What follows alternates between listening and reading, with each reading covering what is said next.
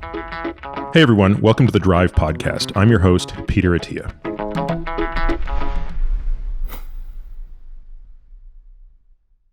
All right, Jake. Looking forward to talking about a lot of things today here. Thanks for taking time out of work today. I know it's a busy time of year for you guys.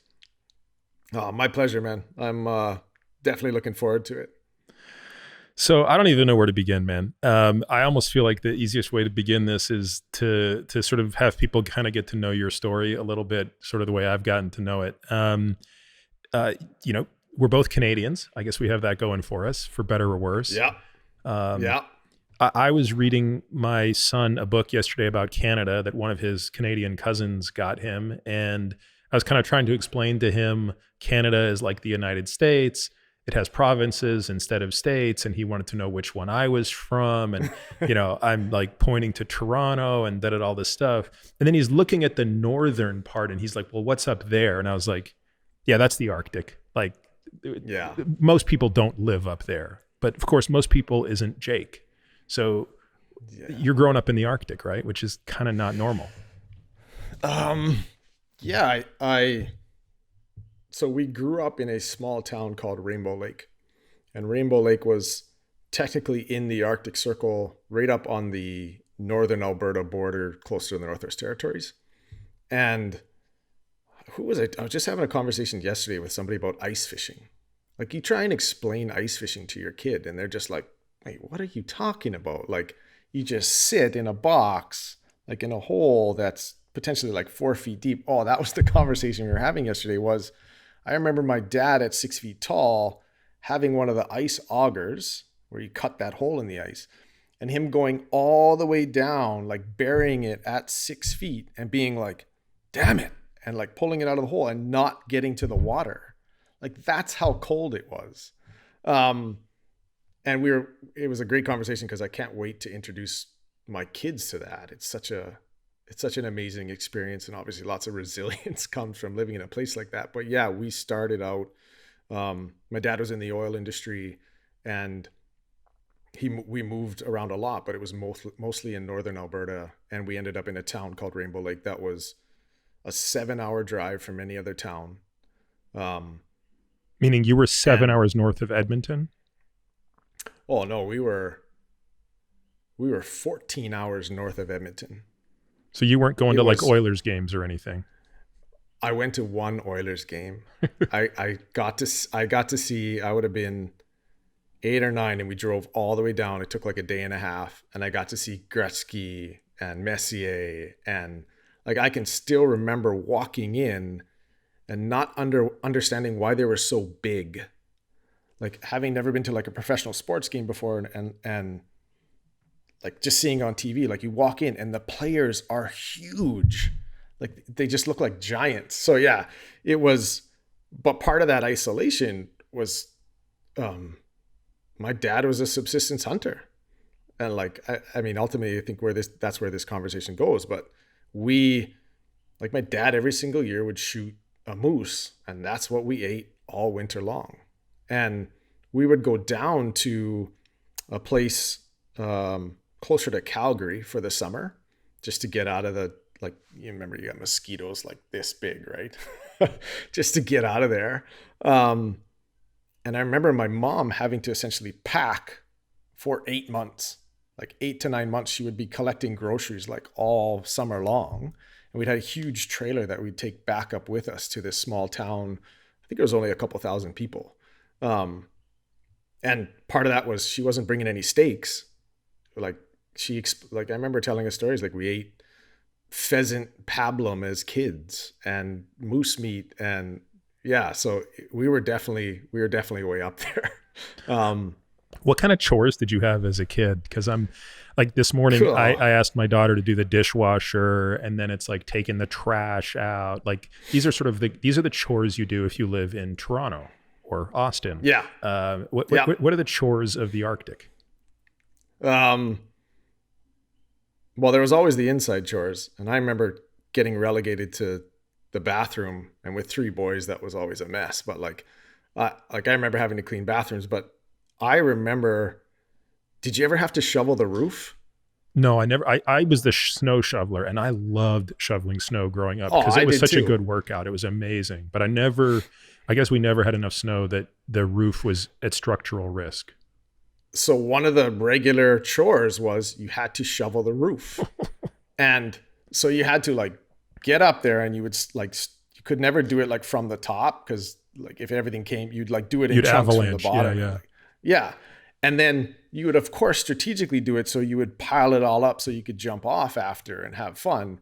But I remember several winters, the snowbank connected to the roof and we were able to like snowboard off the roof into the snowbank and like we had all like igloos and it was such an interesting experience to live up there. And then you remember, like I can remember being so cold, like you would stop moving. Like I think the early onsets of like hypothermia, um, and like having to like come in the house and get warmed up and then go back outside. Like I remember my dad telling us, like if you start to feel tired, you need to come in the house. And he realized that was potentially like the early onset of hypothermia. And we just thought like, oh, if we're tired, we should come in the house. Um, Did you live in proximity to people who were generationally there? Inuit? I don't know what we would call. I don't know. I mean, we called them Inuit when I was growing up. I don't know if there's maybe some new politically correct term for Eskimo Inuit, yeah. but Um, no, we didn't. I think we were primarily in these oil towns. Um, I remember, I remember meeting them because it was odd as like a function of diversity. I mean, it was amazing, but no, it wasn't. It wasn't something that we were really connected to at that point. yeah, the reason I was asking is I would have been so curious to know what their hunting methods were and what their, Oh, because you want to talk about people who have truly adapted to that climate.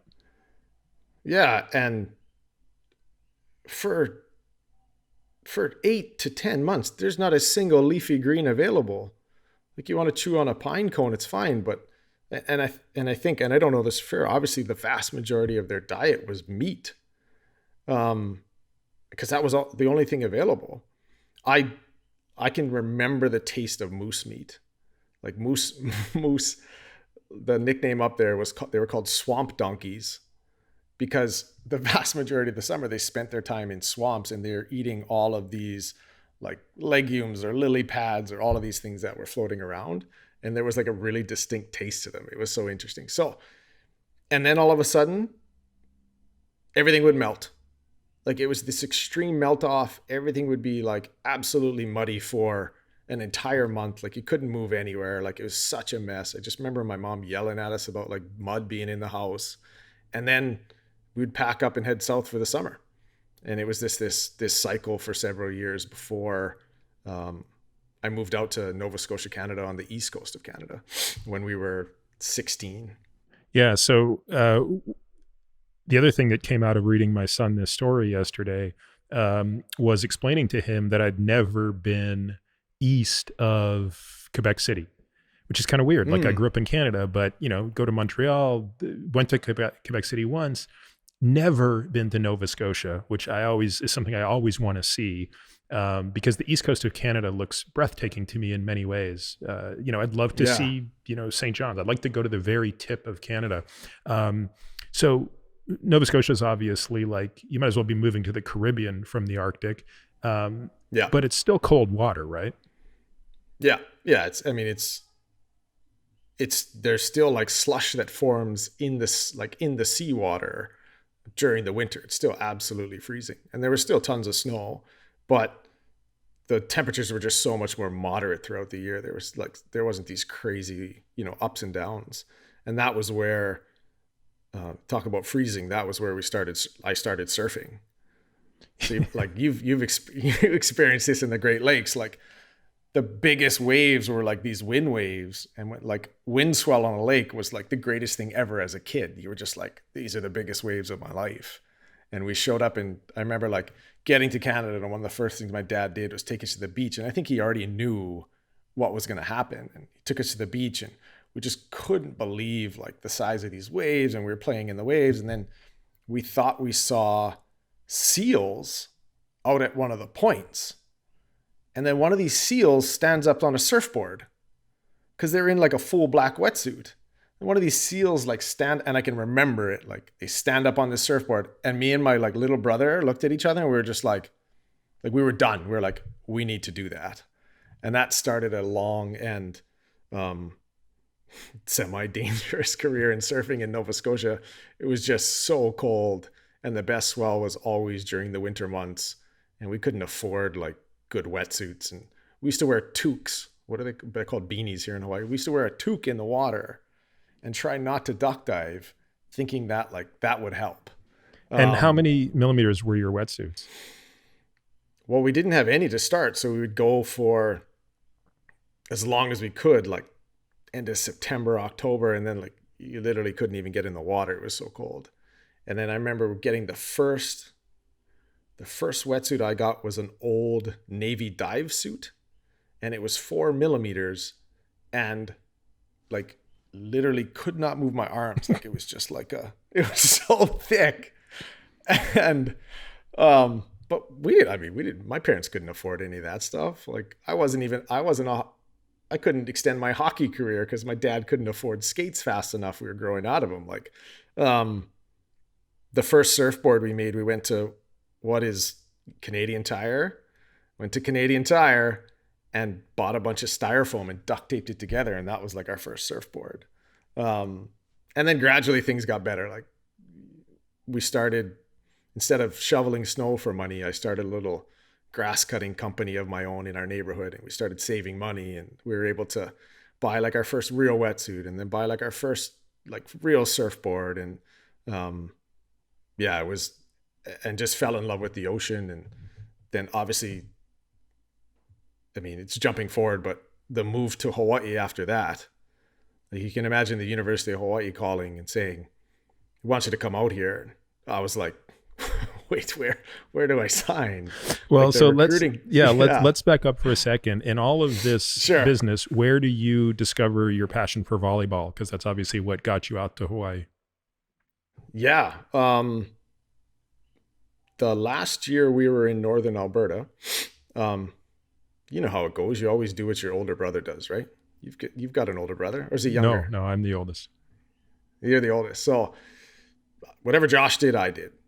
And Josh started playing volleyball. And I remember just going to a couple practices, and I don't know if it's because we jumped on the trampoline so much as a kid, or I did martial arts for a while. I did Taekwondo. We picked it up pretty fast because we were coordinated. And then we moved, and it was probably my saving grace when we moved to Nova Scotia, because it was a skill set I had that let me meet a whole bunch of people. And I think my parents just doubled down on it and saying like, we're just going to stick him in a whole bunch of volleyball, like whether it was, you know, middle school or club ball. It was just such a great way to integrate us into a new community at the age of, 15, 16, when it's pretty awkward. So, and that was it. It was just a sport that, and I did, I think, every other sport under the sun, like through high school, but it was the one that stuck. And it was one of those things like, driving or bow hunting for you, like you just never hesitated to do more and more and more of it. So it was something that we fall in love with, and got to do that at a really high level for like through the teens, including like Canada's Youth Olympic program, and then like Junior Olympic programs. And then it was actually at a Junior Olympic program that the University of Hawaii saw me play. And what was hilarious is I found out later what sealed the deal was I sent them, so Tino Reyes, who was like the assistant coach, I sent him pictures of us surfing with icebergs in the background.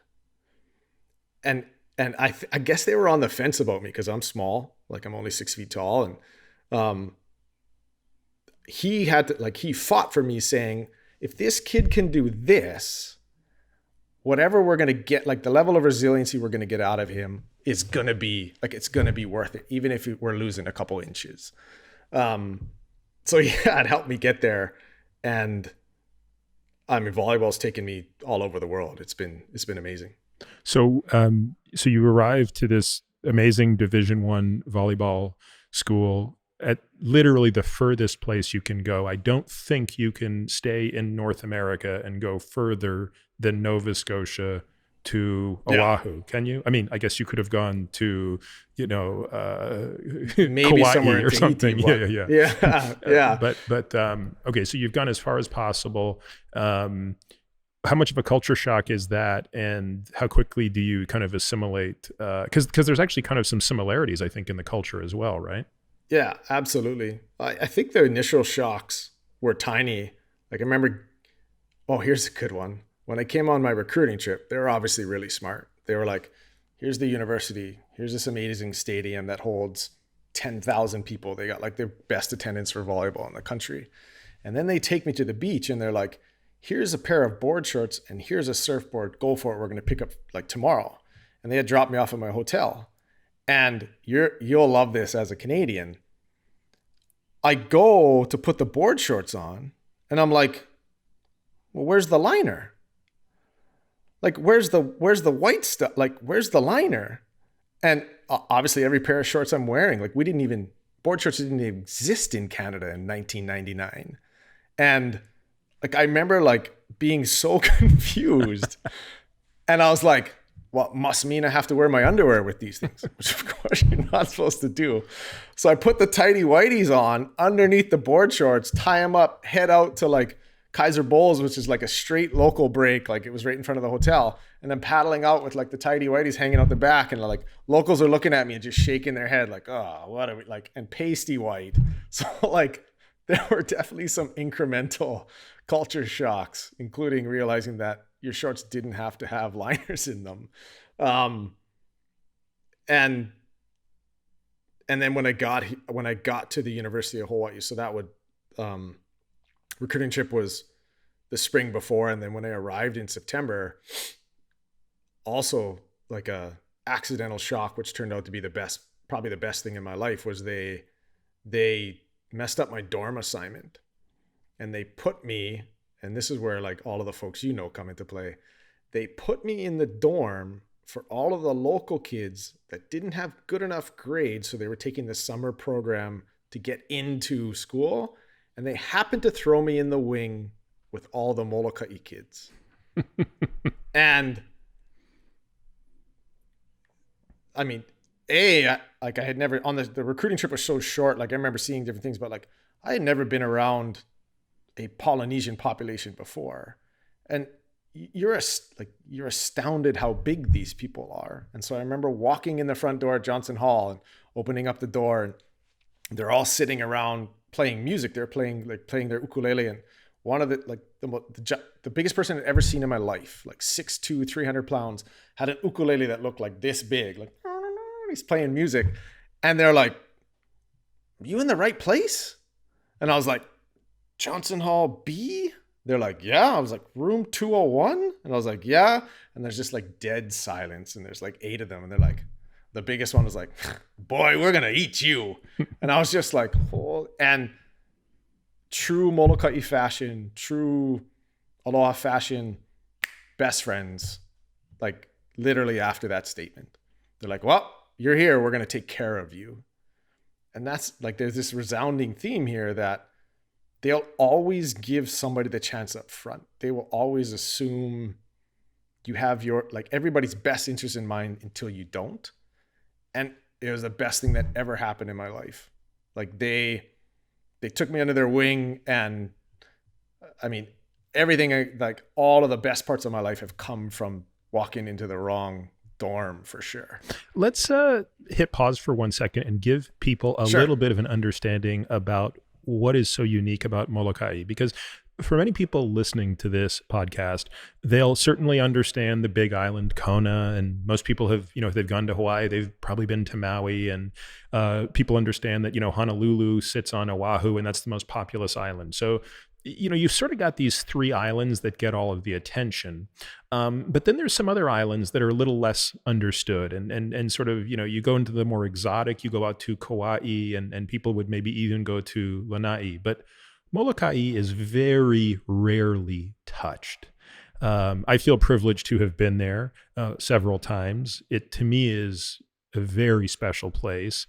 But I don't think, I think it's worth spending a few moments diving into what you just talked about, which is tell us about this island, both from its geography and perhaps more importantly, its culture, and why you would, why that would lead you to conclude what you've concluded since. Sure. I mean, no part of what I'm about to say is going to justify how special that place is. So I'll start there.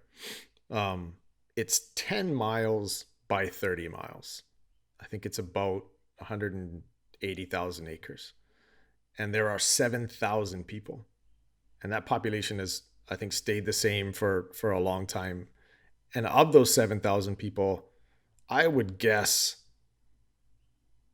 6,000 of them are true locals. Like, it is very much an island of like a local population and and certainly one of the higher per density populations of Hawaiians as well.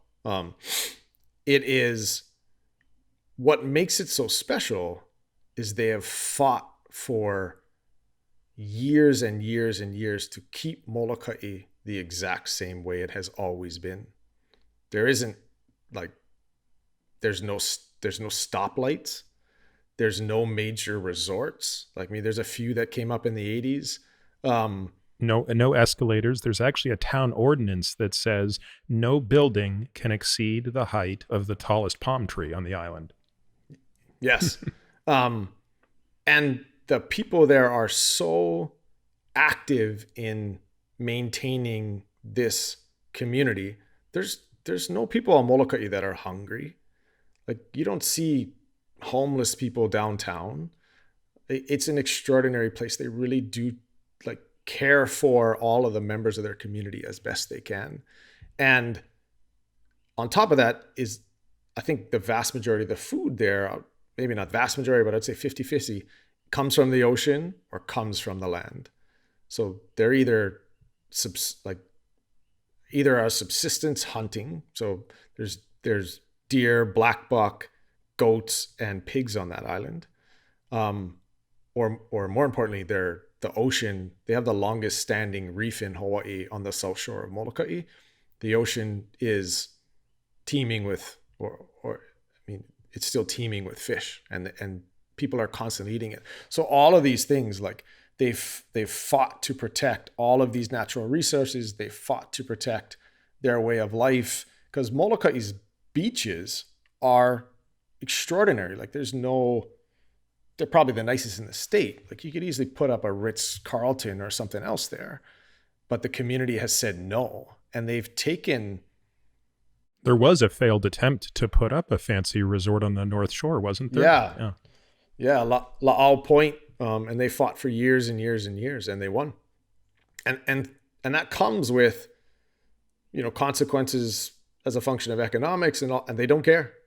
Like, everybody said, this is the way we want to live. The community at large has said, we don't need to look like a Waikiki. We don't need to look like a Maui. And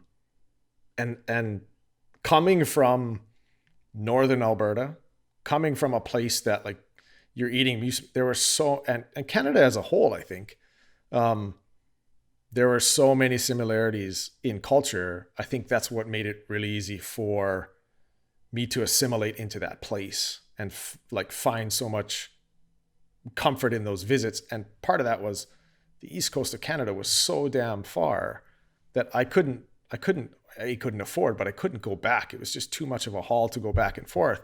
So every long weekend or Christmas break or any, they picked me up and the family said, you're coming with us. And it was just an overnight, they call it hanai. It's the Hawaiian word for adoption. So I was hanai'd by the same family as, Mike, good friend of mine, incredible human being, incredible hunter. So I was hanai'd by that same family. And I mean, it's history. I've been there. I've been a part of that family as long as I've been a part of my, that family in Canada. So yeah, just so lucky and so fortunate to get to be a part of that place and have it. I mean, I grew up, I think part of my adult life, I grew up as a function of that place and the cultural values it has. Yeah, well, we're going to come back to Mike, I'm sure, because he's certainly one of my favorite people on the planet. And some of my Yeah. favorite images are just the thoughts of Mike as a teenager. Like the concept of high school Mike is so funny to me. Oh It's man, just it was the yeah, best. yeah. I love that idea. And yeah, we'll definitely get back into that for sure. So, so let's just briefly kind of get through. So you end up having a very successful career at the University of Hawaii. Do you guys win the NC2A title during one of your years, right? Oh man, yeah, we win it and then it gets taken back. Oh, I don't think I knew that part. A little bit of well, it's a long story, but we win the title. Some rules get changed after the title is won for political reasons. Then they take the title away. It was a mess, but yeah, we were top 3 in the country every single year. An incredible program, you know, integrating that into like just regular college life as a whole, tossing on top of that like a student athlete schedule. I think lots of lessons learned there as well. And then obviously post college, I continued that career into Europe. But that entire time, like being able to go to Molokai and learning more about that culture, learning more about axis deer. Yeah, it was an amazing experience. And as an athlete, and I don't think I really realized this till like the 3rd year, because your first 2 years, you're still 19 and 20. You're an idiot anyway. Like, I remember in my 3rd year thinking, I feel so much better when I have deer meat in my freezer. So we were going back and hunting and we were broke. Like I had to starve through college without axis deer. Like we were going back hunting, jumping on like the super tiny plane, like filling up coolers that were way overweight, and then like bargaining with people on our floor for freezer space. We're like, hey, we'll give you a couple pounds if like you store 10 pounds in your freezer. And I remember in my 3rd year, as I think I started like realizing how the benefits of building strength and lifting weights and all of those things. And I remember thinking like, man, I feel so much better when I have axis deer here. So they kind of all got intertwined, and college was just such an amazing experience to combine those two things. Obviously we're going to talk in such depth about axis deer. Yeah. At the time, how much did you understand? Was it frankly just like, oh yeah, this is kind of a local pest here, and this is something that we hunt here because it's so prevalent? Or how much did you understand the history of how they got there and what the true significance ecologically was? But did you know any of that at the time? I honestly didn't.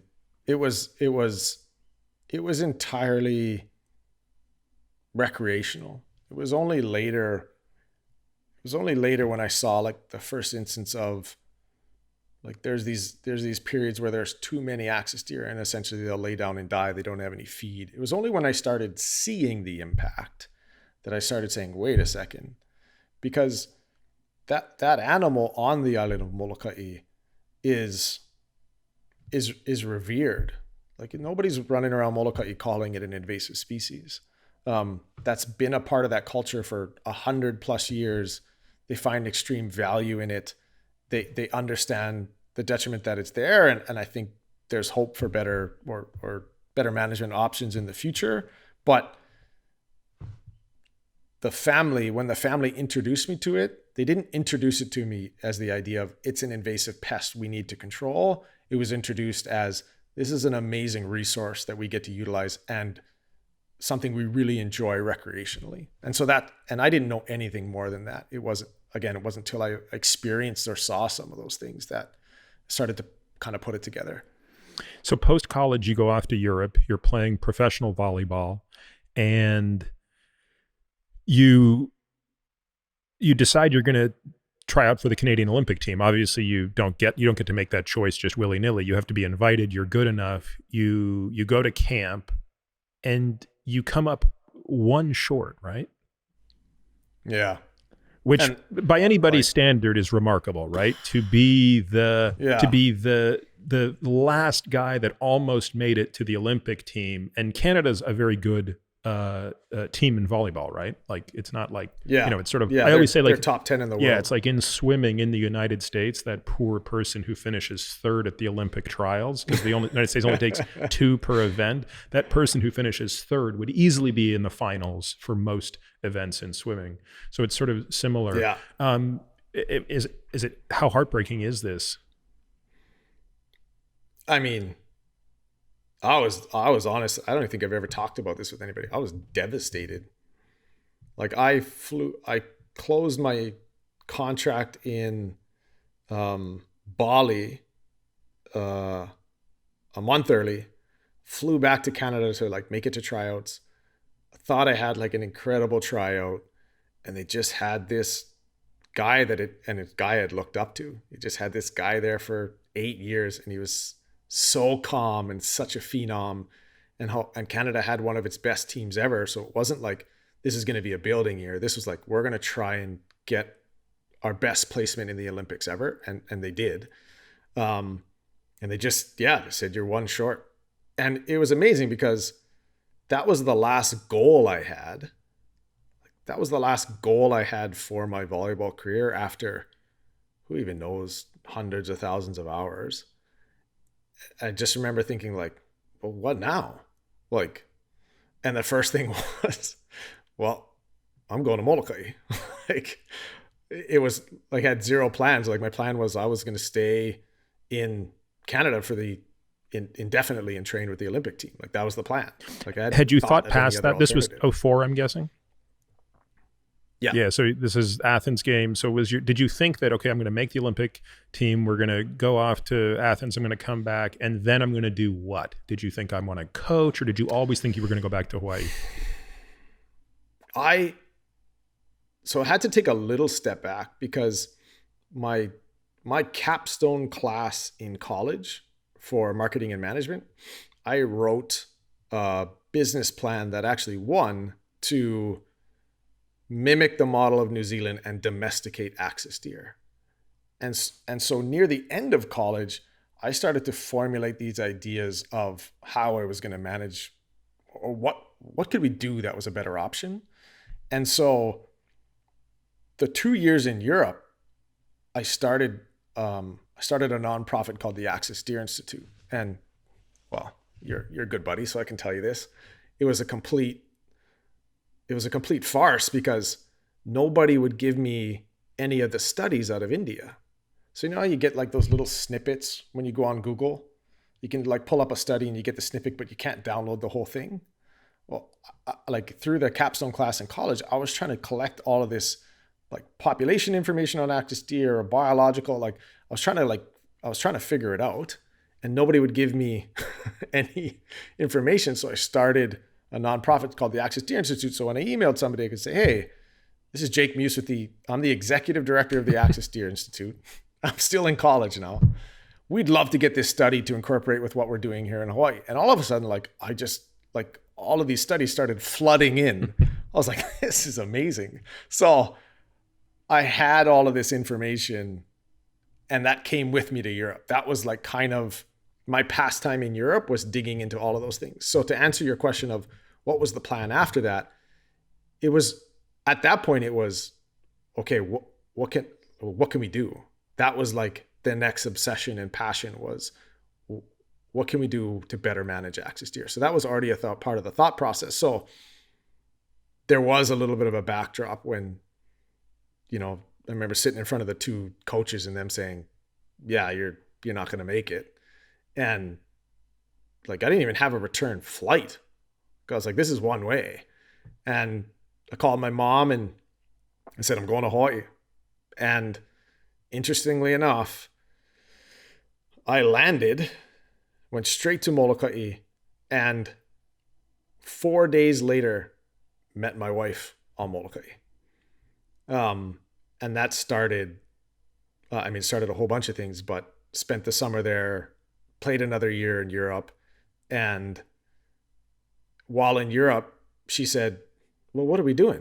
Like, let's go home and do this thing. Let's make babies. Let's just do it. And that was it. Like, that was the trigger to say, okay, like, we're going home. So that's how I found my way back to Hawaii permanently, was I mean, through that, like through Molokai, and my wife is from Molokai, and axis deer was already it was already there. Well, I didn't know what I was going to do, but it was there. So let's now go back and explain to folks what these axis deer are, how they got to Hawaii, how many Sure. of them there are, where they are. Because again, now it starts to kind of dovetail into my obsession, which is relatively new. Yeah. This is an obsession for me personally that's only been going on for 2 years. And that coincides with when you and I met. So before you give the real story, I will just say at a distance that my attraction to axis deer can only be described as a love at first sight.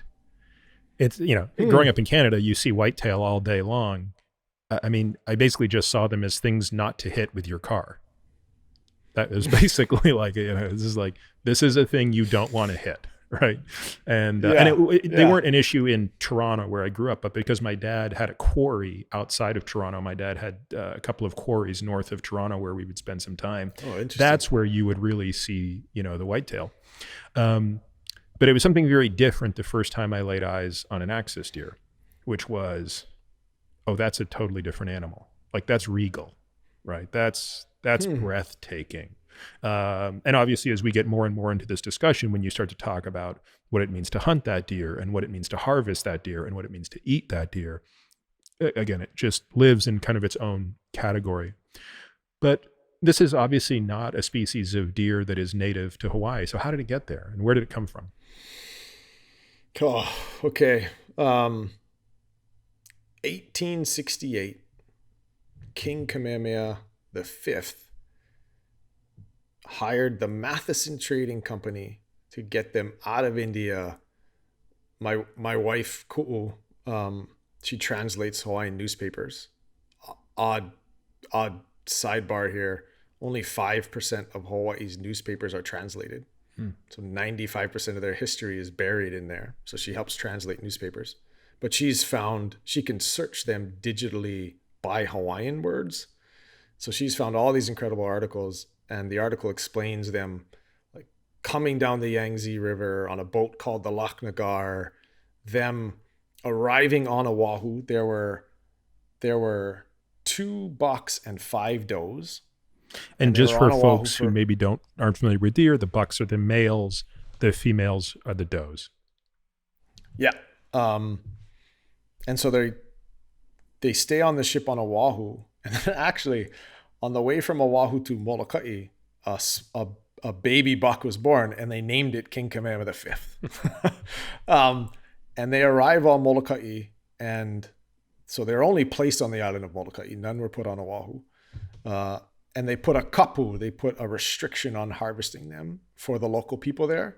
They were at that point the king's deer. And they didn't understand this animal. I still don't know why he sought this particular animal. At that point, Hawaii was trading with like people all over the Pacific, and they could have done whitetail or elk. I mean, who knows? So it's really interesting to understand. Like, I don't know why he picked that particular animal, but I mean, it is beautiful. Get to Molokai and exactly. Yeah. And maybe that's what it was. But they get to the small island of Molokai and they start to proliferate very quickly. And I think as early as, it was 1898, there's articles about them estimating there were 7,000 deer, and they were already decimating what they were like describing in the upland forests. And the subsequent year, there's an article about them hiring shooters. They called them sharpshooters from California. And the sharpshooters from California recorded killing 5,000 deer. And it's amazing. Like at the same time, a couple years later, there's an article in the then, what would have been like territorial government, about them arguing over the management of axis deer. And 2 of actually the Hawaiian reps were saying, we have to do something about this. Like they're going to continue to destroy our upland forests. So as far back as, what is that? That's 100 years ago. As far back as 100 years ago, people were already recognizing the the impacts axis deer were having on the communities. And then What's their replication cycle? How long is their gestation cycle? How many babies and, blah, blah, blah. gestational period is 238 days. It's very similar So to humans. three, Yeah, right? yeah, so three fawns, so 3 baby deer every 2 years. They don't do twins. But what makes axis deer so prolific, and they're one of the very few deer species on the planet that are like this, is a deer every year, it's called casting their antlers. So a deer every year, their antlers fall off. And during that period where the antlers fall off, their testosterone levels drop and their sperm is not viable for reproduction. And so you'll see those long periods, and I'm sure that's evolutionary throughout the winters, et cetera, et cetera. So axis deer are a tropical species. And when they cast their antlers, their testosterone levels stay high enough to breed year round. So their population dynamics look like 33% a year. Like they look like those hockey stick curves once they get started. And I'm sure King Kamehameha V had no idea that was the case. Right. And you toss in, you've seen these animals. They're extraordinarily healthy. We take data on every single animal we harvest. And of the 15,000 deer we've harvested, of those does, of those females, 89% are lactating or pregnant at the time of harvest. So they are such a prolific species. And then you put them in Hawaii where there's obviously no predators, perfect feed. They can jump 6 to 8 foot fences and move wherever they need to maintain their own health. And you've got a pretty astounding, invasive species, but also resource. So, well, that's part of the thing too, is they, I sort of try to, the other day I posted something on Instagram, something archery related, and, someone asked a comment, which was, I don't see the sport in this. Like, I don't, how hard can it be to shoot a deer with a bow and an arrow? But they didn't. They were actually very inquisitive. Like it, Again, I'm not normally one to get into discussions on Instagram, but you could tell this person really asked from a point of inquisition, and that's not an uncommon question. And I say, I didn't get into it on Instagram, but if someone asks me that question, I typically say, look, you're absolutely right. I mean, there are some animals where, shooting a pig isn't the hardest thing in the world. But every animal does have a superpower, and you need to know that. So, for example, with pigs, their superpower is smell. They can smell you at a very great distance. And so if you are not downwind of them, they will sniff you out. You don't just walk up to a pig and take a shot at it. You have to at least use the smell, its capacity for smell, which is so far in excess of ours, to your advantage. We've talked about mouflon, right? Mouflon have a superpower of sight. It's sort of comical what they can see.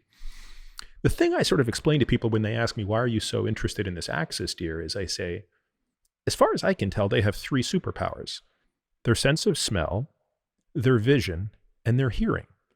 They're preternatural. I mean, this animal is so superior to us on at least those 3 senses that it's about as hard as any animal to get within 100 yards of. You have to be doing everything right to get within 100 yards of it. And that's not close enough to take a shot, by the way, with a bow. So then you really have to do something heroic if you want to be able to take that shot. So that's sort of an aside, but I think it comes to this point, which is, this is an animal that spent 1 billion years evolving to escape tigers. And, and jaguars. Yeah. So it's like it honed its skill in an evolutionary environment that was remarkable. And, when you consider how clumsy we would be relative to the animals it evolved to avoid, they in some ways, it's amazing we can ever get near them. Yeah, and it goes a little bit deeper, because you look at, tigers are probably one of the most efficient predators on the planet. But then you look at how axis deer what their natural habitat is. And there are fringe grazers throughout the Indian like forests and plains. So they had to evolve all of these evasive skills in thick jungle. And like, I see it I think there's a fourth sense sometimes, because I'm like, they didn't see me, they didn't hear me, the wind's perfect. I'm like, there's no way. And I think they like to evade tigers in dense brush and foliage, and like they would have had to have such incredible observational skills. And I think that's where you see it in India, they team up with monkeys, and they use like monkeys as alarms. In Hawaii, they'll team up with like myna birds. Like they are so advanced. And you're right, like 100 yards and you're like, this is amazing. And then even if inside of 50 yards, they can dodge an aerial unless they are completely oblivious. So how many times have me and you seen this? We'll come back to that. Yeah. We'll come back to that for sure.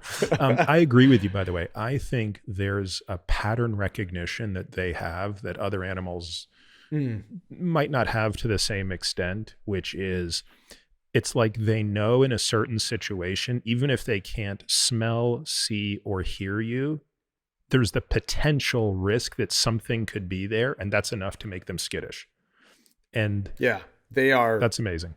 They are relying on third-party information. Like they're not relying on just their own. They're so tuned in to their environment. And I think it plays into, they have one of the smallest home range of deer as well. So they encompass, and they're highly opportunistic. So they'll bounce around from area to area.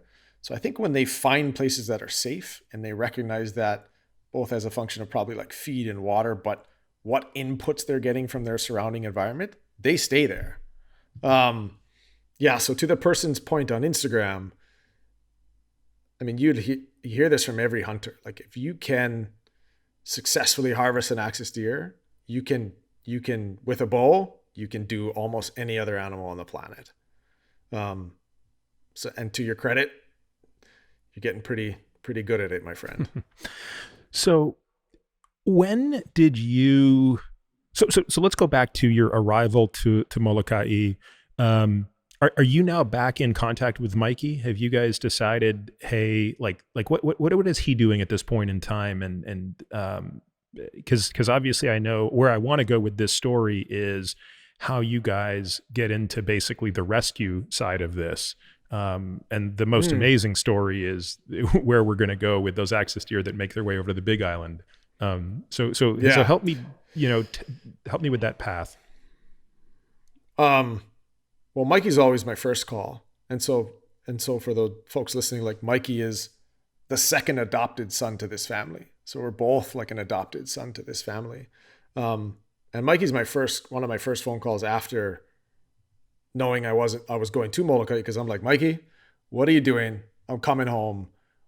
The plan was we were going to put our backpacks on and we were going to go hunt at least 4 or 5 areas that we'd never been to. We weren't even sure if you could walk to, but we're like, we're going to find out what's over there.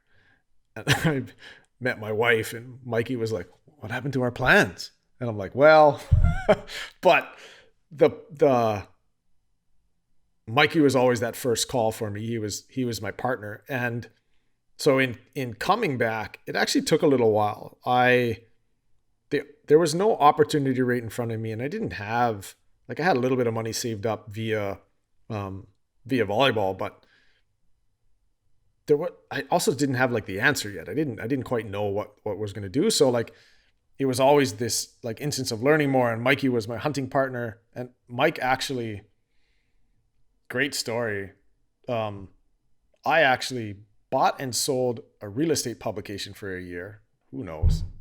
I then got a job managing a pest control company, and so doing fumigations, those huge tarps on your back, and the place was a mess. Guess who the first person I called was? I was like, Mikey, you're going to be my lead fumigator. We're going to show everybody. Like, Mikey's putting like 200-pound tarps on his back and like going up and down ladders like he's a squirrel. And me and Mikey crushed that business for 3 or 4 years, or about 3 years. And then in and amongst doing all that, the Access Deer Institute was still going. We were collecting all of this information. We were starting to actually help other folks better understand access deer with the information we were collecting. And then somebody illegally dropped off deer on the Big Island, which is, all of the islands can fit within the Big Island. It's the Big Island for a reason. It's Hawaii Island. Somebody illegally drops off access deer, and we happen to be, the Access Deer Institute, but me and Mike happen to be the experts on access deer, maybe accidentally. Okay, wait. Just I want to pause. I want to come back to this right away, but I don't think I knew that. I think I didn't know the story about you being the Access Deer Institute. I love that. And we're going to come up with a logo. Nick is going to come up with a logo for that. I've got a t-shirt. It's so old you can have it. Like I actually made t-shirts. But I think one part of the story we missed was that by this point in time, 2 other islands are now inhabited by access deer, Lanai and Maui. Sure. How and when did that happen relative to the 1860s with the initial introduction to Molokai? Yeah, great step back. In the 1920s, the then owner of the island of Lanai, a really amazing story about how they round up all the deer, but they chose to introduce deer from Molokai to Lanai. And Lanai is half the size of Molokai. Very, very shortly, that population became fully established at what we call carrying capacity. The overall population of deer is only going up and down each year with available feed and or how many fawns are surviving. And a survey 5 years ago, there was 21,000 access deer on this very, very small island. Which topographically doesn't have anything in common with Molokai. I mean, Molokai, I believe, has the highest freshwater waterfalls in the world. I mean, it looks like something out of Jurassic Park. It is not. Yeah. It is not anything like what people think of when they think of Hawaii. Yeah. So yeah, absolutely. And I think to that point shows how adaptable access deer really are to become established so quickly, regardless of the environment. So the next phase, which is really interesting. So deer are introduced to Maui in the 1960s, but under controversy. You think by now, there's common knowledge that this is not, there are issues with this animal. And they had, if I remember it correctly, they had about 20 deer in a pen on Lanai. And 10 of them were slated for Maui and 10 of them were slated for the Big Island. And the Cattlemen's Association on the Big Island, and I remember reading stories about national park reps from across the country. There's this huge outcry on the Big Island that said, no way, we're not bringing this animal to the Big Island. It'll be detrimental. And this is the state now.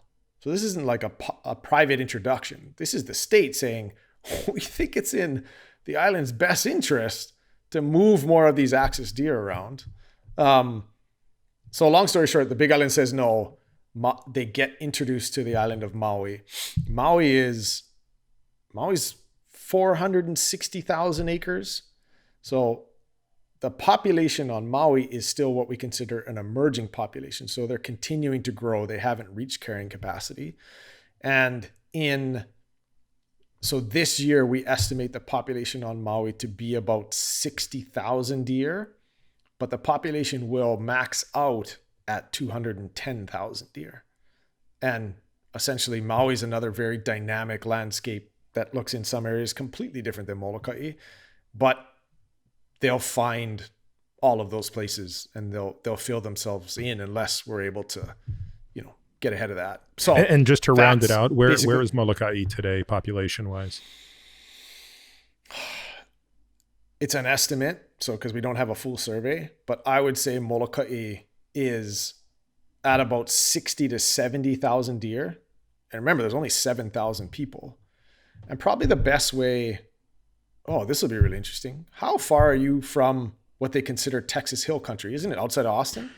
Yeah, we're 3 hours from. I mean, we're depends, but we're 3 hours from where the axis deer are in Texas, which is, I think, the only other state that has axis deer, right? I don't think any other state in the U.S. has axis deer besides Hawaii and Texas. No. Where I'm going with this is I remember reading a whole bunch of studies on deer densities per acre. And Texas Hill Country had the densest deer acreage or densest number of deer per acre at about 6 per 100 acres. And like Wisconsin and Mississippi was behind that. Hawaii in established areas has 25 deer per 100 acres. So at least 3x whatever the densest deer populations on the continent are. Wow. So yeah, that's how they get to the 3 main islands. And then in 2000 and I think it was 2010 or 11 was when that introduction by private individuals, it wasn't the state. They decided they were going to trap deer on Maui, fly them to, the Big Island via helicopter, drop them off. And how many deer did they take? They dropped off 4. 2 and 2? And 3 and 1, 3 does and a buck. And they do it quietly, and nobody finds out about it till about 1.5 years later. And that's when it started, that's when there was wait, there's a camera trap image. Actually, a rancher saw it. They called me and Mike because we were already closely tied to, both my wife's family and my Hanai family are in the conservation community. And so we found out about it right away. And everybody said, if you got any chance of finding these things, here's the 2 guys to ask. And we went out and looked in the area. Now remember, it's actually, I remember doing this. The area they dropped them off, they didn't know where they were. Somebody had just seen one in passing on the road. The area was the size of Molokai. It was 70 square miles was the management area. So I remember getting to the first one and being we think there's deer in here. And it's a 70 square mile area. And I just remember thinking, how the hell are we going to find these animals? And me and Mike already knew how extraordinary these animals were to find, even when there's thousands of them. Yeah, it's safe to say at this point, you and Mike know almost as much as any 2 people about their behavior. Now going back to Mike, growing up on Molokai, literally walking to school every day, hunting, eating this animal every day. And I've hunted with Mike, which is, one of the most remarkable experiences anyone can have. This is basically a guy who knows everything this is the closest human to an axis deer.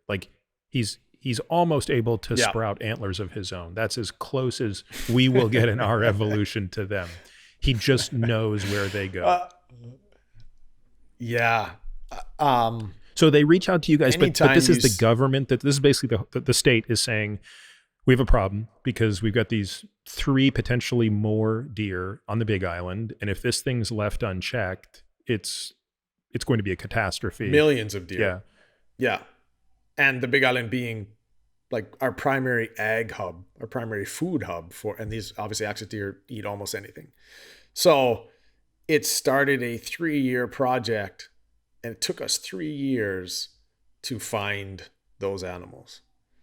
And you know how difficult it is to wake up every morning and either walk quietly enough and in tune enough to assume you're going to see something, or sit quietly enough so you can the level of I just remember being so exhausted mentally.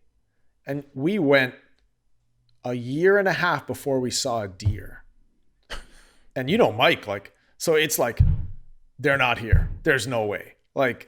It was this constant mental battle. It was we literally hunted almost every single day for a year and a half without seeing an animal. Yeah, what I think is amazing about that is everything you just said, which includes the idea that at some level in the back of your mind, you have to be entertaining the thought they didn't survive, right? And we could be sitting here looking for a skeleton.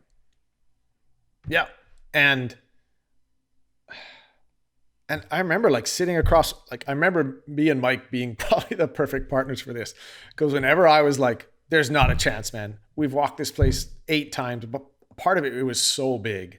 And it was an area that it's very, very windy. So there's windblown trees over the vast majority of the area.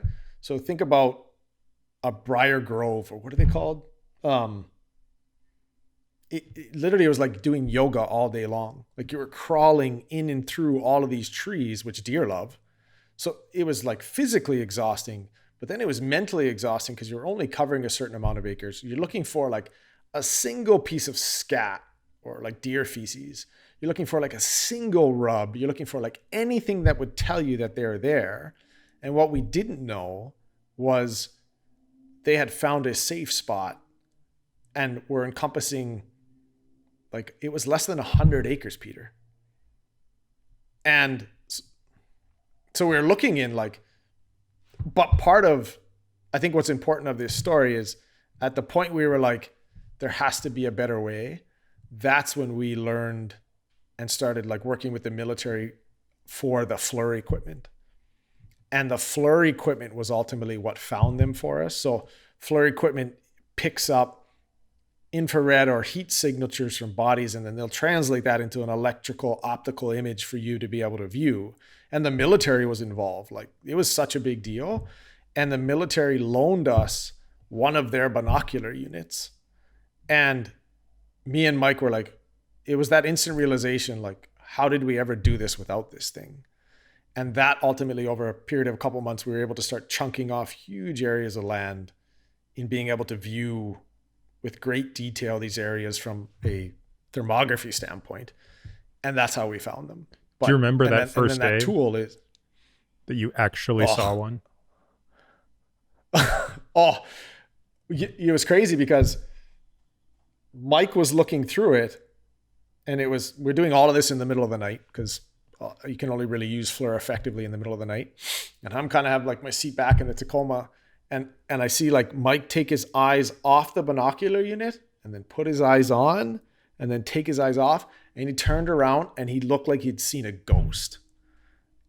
He looked so like, I didn't even know what it was. Like, I thought he saw like a dead body or something. And we saw, and the only reason we saw it, it was a buck in velvet. And the velvet antler has so much blood in it. It's so hot. And it was like 5 miles away. Wow. And we just saw like this velvet antler in this super dense cover.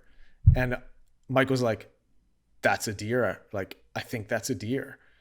And so I got on the binocular, and we had been training for like, been training for this forever. And so I stayed there, and we like hooked up via radio. And basically over the next 4 hours, Mike went down. I guided him in like via binocular unit. And while he was going down there, we saw several other deer. I think it was 2-3 more.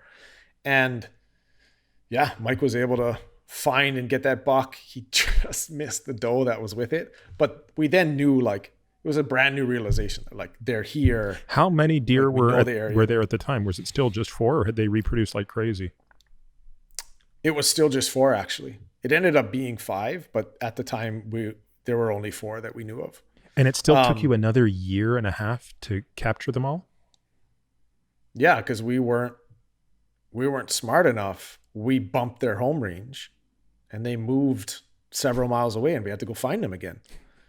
Like, I mean, at some point, has the state of Hawaii forgotten that they've hired you to do this? Like, I mean, this is unbelievable. Well, no, but it's 3 years. This is the longest contractor job ever, right? I think everybody assumed we weren't going to do it, and for a couple reasons. One, and this is not me, I don't want to talk poorly about it. Invasive species are such a prolific issue here in Hawaii you think everything evolved here over millennia. Like anything we introduce is just like, it's such a disaster. It doesn't matter if it's a frog or a plant. There's so much money spent on invasive species every year. And the vast, vast majority of it, I would say, the projects aren't what we would consider to be successful. Like we don't eradicate that animal. And then you talk, like on top of that, you like everybody's basic knowledge of axis deer were like, these things are impossible to find. I think everybody assumed it wasn't going to happen anyway. So we had like a minuscule budget, because me and Mike rolling around like in an old Tacoma that we actually was like, that was lended to us with like half-ass equipment. Me and like Mike's shoes have duct tape all over them. Funding boosted pretty quick after we got the first deer, but I think everybody just assumed we would fail. And I think we would have, had it not been for like, I think just some of the resiliency came with my and Mike's partnership. Like I would be like, there's no, like, this is it. Like this is a waste of time. And Mike would be like, let's just check over here. And then Mike would be like, this is ridiculous. Like, we're not going to find anything. I'd be like, you know what? Let's like, and I think that partnership was what ultimately got us to the first deer. And then once we knew there were more deer, we could have took 10 years. We were going to find the rest of those deer.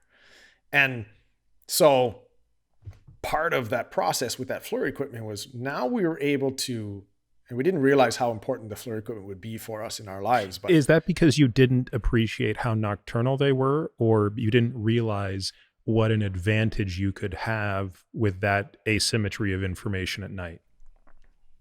You nailed both of it. We didn't understand how much more active they were at night. We didn't understand all of the behavioral cues of what was happening at night.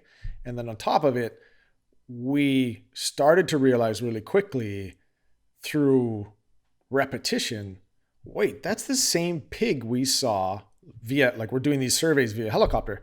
That's the same pig we saw 3 days ago. Wait, that's the same goat we saw 3 days ago. So there was like, we started to then realize how accurate the equipment was in its detection rates. And so on top of being able to find more animals, we're also getting significantly more confident in what we weren't seeing, that we weren't missing anything. So we were able to start a certification process to be like, we know they're not here.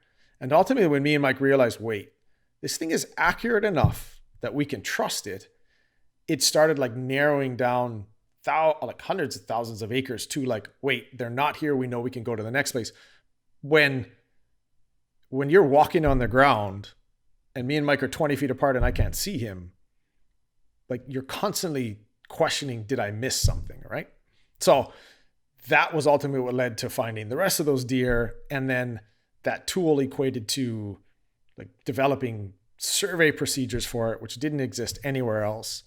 And I remember, and that ultimately what brought us to Maui, but I remember like finding and like removing that last deer and me and Mike looking at each other like, and we knew, we were like, oh shit, we got them all. How did you know that was the last one? Because it would suggest that these animals were so under stress that they didn't reproduce. If they were together, but not, I mean, they certainly had ample time to reproduce, right? Yeah. We're confident that was the last one in that area. During the process of those 3 years, we had sightings all over the Big Island that people thought were deer. Like, there's no way I can say there's no deer on the Big Island. I can confidently say at the time we were done that project, we were, well, the helicopter pilot that dropped it off, who ended up being our best friend, for his restitution was 300 hours in a helicopter with us. So like, think about when you sit in your car, like how much area you can cover. Like we can cover 10,000 acres in an hour. We were recertifying acreage almost 10 times over with equipment we believed was like 95% accurate in detection rates. We knew we were getting so confident, like we were getting so good, we were marking beehives as our detection protocol. Okay, we're going back into this area. if we find the same beehive, we're at 1,000 feet in the air.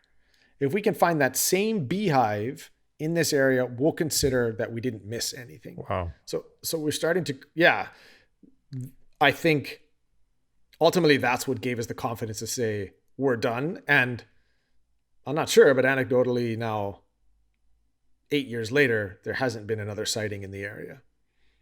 And man, talk about life lessons. Like waking up every morning, or actually to the second half of the project, waking up every night at like 6, eating dinner with your family, and then rolling out for 12 hours of using that floor equipment, like not knowing what you were going to find, you know, for a 3-year hunt. It was, apart from athletics, I think any level of resiliency I have probably came from that project for sure. What did your wife think? I mean, was this what she had signed up for? The nighttime working husband, and you're on the Big Island. Was that something that had she always wanted to stay on Molokai? Her family, in her teenage years, some of them moved to the Big Island, most importantly, her mom and her mom are very close, and we love Molokai, but it takes there wasn't any opportunity at that point. Like after we were married, we were married on Molokai. Like there wasn't anything for us to do. Like there's no jobs on Molokai. And if they are, they're like somebody's already lined up for whenever that position opens up. So part of it was we had planned to start a family and wanted to start a life, and we knew we needed a little bit more opportunity to do so. We went to the Big Island, and a lot of our family were here, so we did that. My wife, and I'll give her a shout out here. And maybe, it's interesting because I remember you telling me something about Jill. Like unrelenting support. There is no way I'm where I'm at. I think I could probably say this about you without that level of support. Like it was always, if that's what we're doing, that's what we're doing. And she is extraordinarily talented. She's one of the best writers I know. She's a graphic designer. She's a genealogist. Like she constantly is putting things aside for, and now she's our co-founder at this company and one of our most important people, but she constantly put things aside for what this was. But part of it was, these were huge ecological and community issues. And she was behind me 100%. It would have never happened without her. Convincing any significant other to sleep by themselves every single night, and then you roll in an absolute mess in the morning, is not conducive. So, and I remember you telling me a long time ago that you didn't even take a day off for the first year, right? Oh yeah. It was 7 days a week. It was a contract. The first year. Yeah. Because, we thought we were going to find him in the first week. We're like, oh, they saw him over here. Me and Mikey were like, we're going to walk every single day for 12 hours till we find them. And I remember finishing the first month, by the end of the first month, we were already like, oh, there's no deer here. That guy didn't see something. But what ended up spurring on the rest of it was me and Mike looked through the entire area. And this is why Mike is so good. Mike said, if there is a deer here, it's going to walk right there. We're going to put up a camera trap. So not like we're going to put up 100 camera traps and see. I think we had 3 camera traps. Mike was like, if there is a deer here, he's going to walk right there. I think thousands of acres. And sure enough, month 4, we got a camera trap image of a deer. And that was hard evidence. And we were honestly as surprised as anybody at that point. And we're like, there's deer here. And so that obviously spurred on everything else that went along with it. So it was, you think how me and you have done some really hard 4-day hunts together. And at the end of that 4 days, you're just it was now I have man. a better understanding of why, after a hard 4-day hunt that's hard for me, you look like you've been sitting at the beach all day. That puts that into perspective. Yeah. So you guys go back to Maui, And is there something about the burden of axis deer there that has you start to focus your effort and refine your thinking about what you and Mike can be doing specifically there? Because at this point in time, it's safe to say there's no real concerted strategy around what to do, right? You Yeah. have this animal that, and by the way, in Maui, I don't think, correct me if I'm wrong, but I don't think the relationship between the people of Maui and the axis deer is as affectionate as it might be on Molokai, right? I mean, I think the destruction is Oh, much greater. yeah. I mean, the first meeting I went to on Maui, they were, won't mention the person, but calling them spotted rats.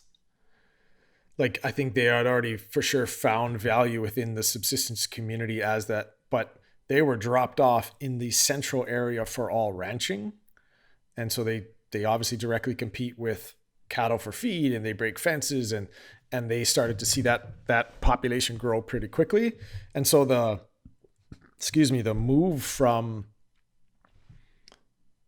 the Big Island to Maui was primarily because of opportunity. What ended up happening is the ranchers on Maui, who were of course watching this closely and saying, don't let these things get established on the Big Island. One particular rancher on Maui said, wait, you guys actually got it done. Like, you guys might know what you're doing. Like, right as we closed that project, they said, we've got tens of thousands of deer over here. We don't care what you do with them. Just come and shoot them. And I mean, we couldn't do that. Like, all of the learnings and experience and like cultural values that we like that came from Molokai were still very much like a part of who we were. And so for a rancher to be able to say like, well, just shoot them all, like bury them, we don't care. That was like, and we had already done some research on like Europe has an extensive venison industry. New Zealand has an extensive venison industry. And already had like that thought process. But that was the trigger to say, wait, there's gotta be a better way. Because by Like, this point, that was already happening on Lanai. They were basically shooting these things out of helicopters and just letting them die I mean, it sort of became this issue of, look, these things are causing so much damage. And I also want to get into some of the specifics of the damage, because as sure. I would learn, and I was surprised to learn this, it wasn't just, hey, they're competing for the same resources as the cattle, which is the business here, but it's how that would even trickle into the ecology of the ocean. That was completely new to me, and I simply wouldn't have understood the nitrogen balance and the change and all of that. So yeah, it's the farmers understandably are saying, look, I don't care what has to happen. If the government is willing to get into helicopters with AR-15s and shoot these things out of the air, I'm happy to have the carcasses laying around. And explain a little bit more about what the full extent of the life cycle is in terms of the disruption to the native species there from basically land to water. Yeah. So, I mean, we have to take a little bit of a step back in terms of evolution, in that Hawaii is the most isolated landmass on the planet.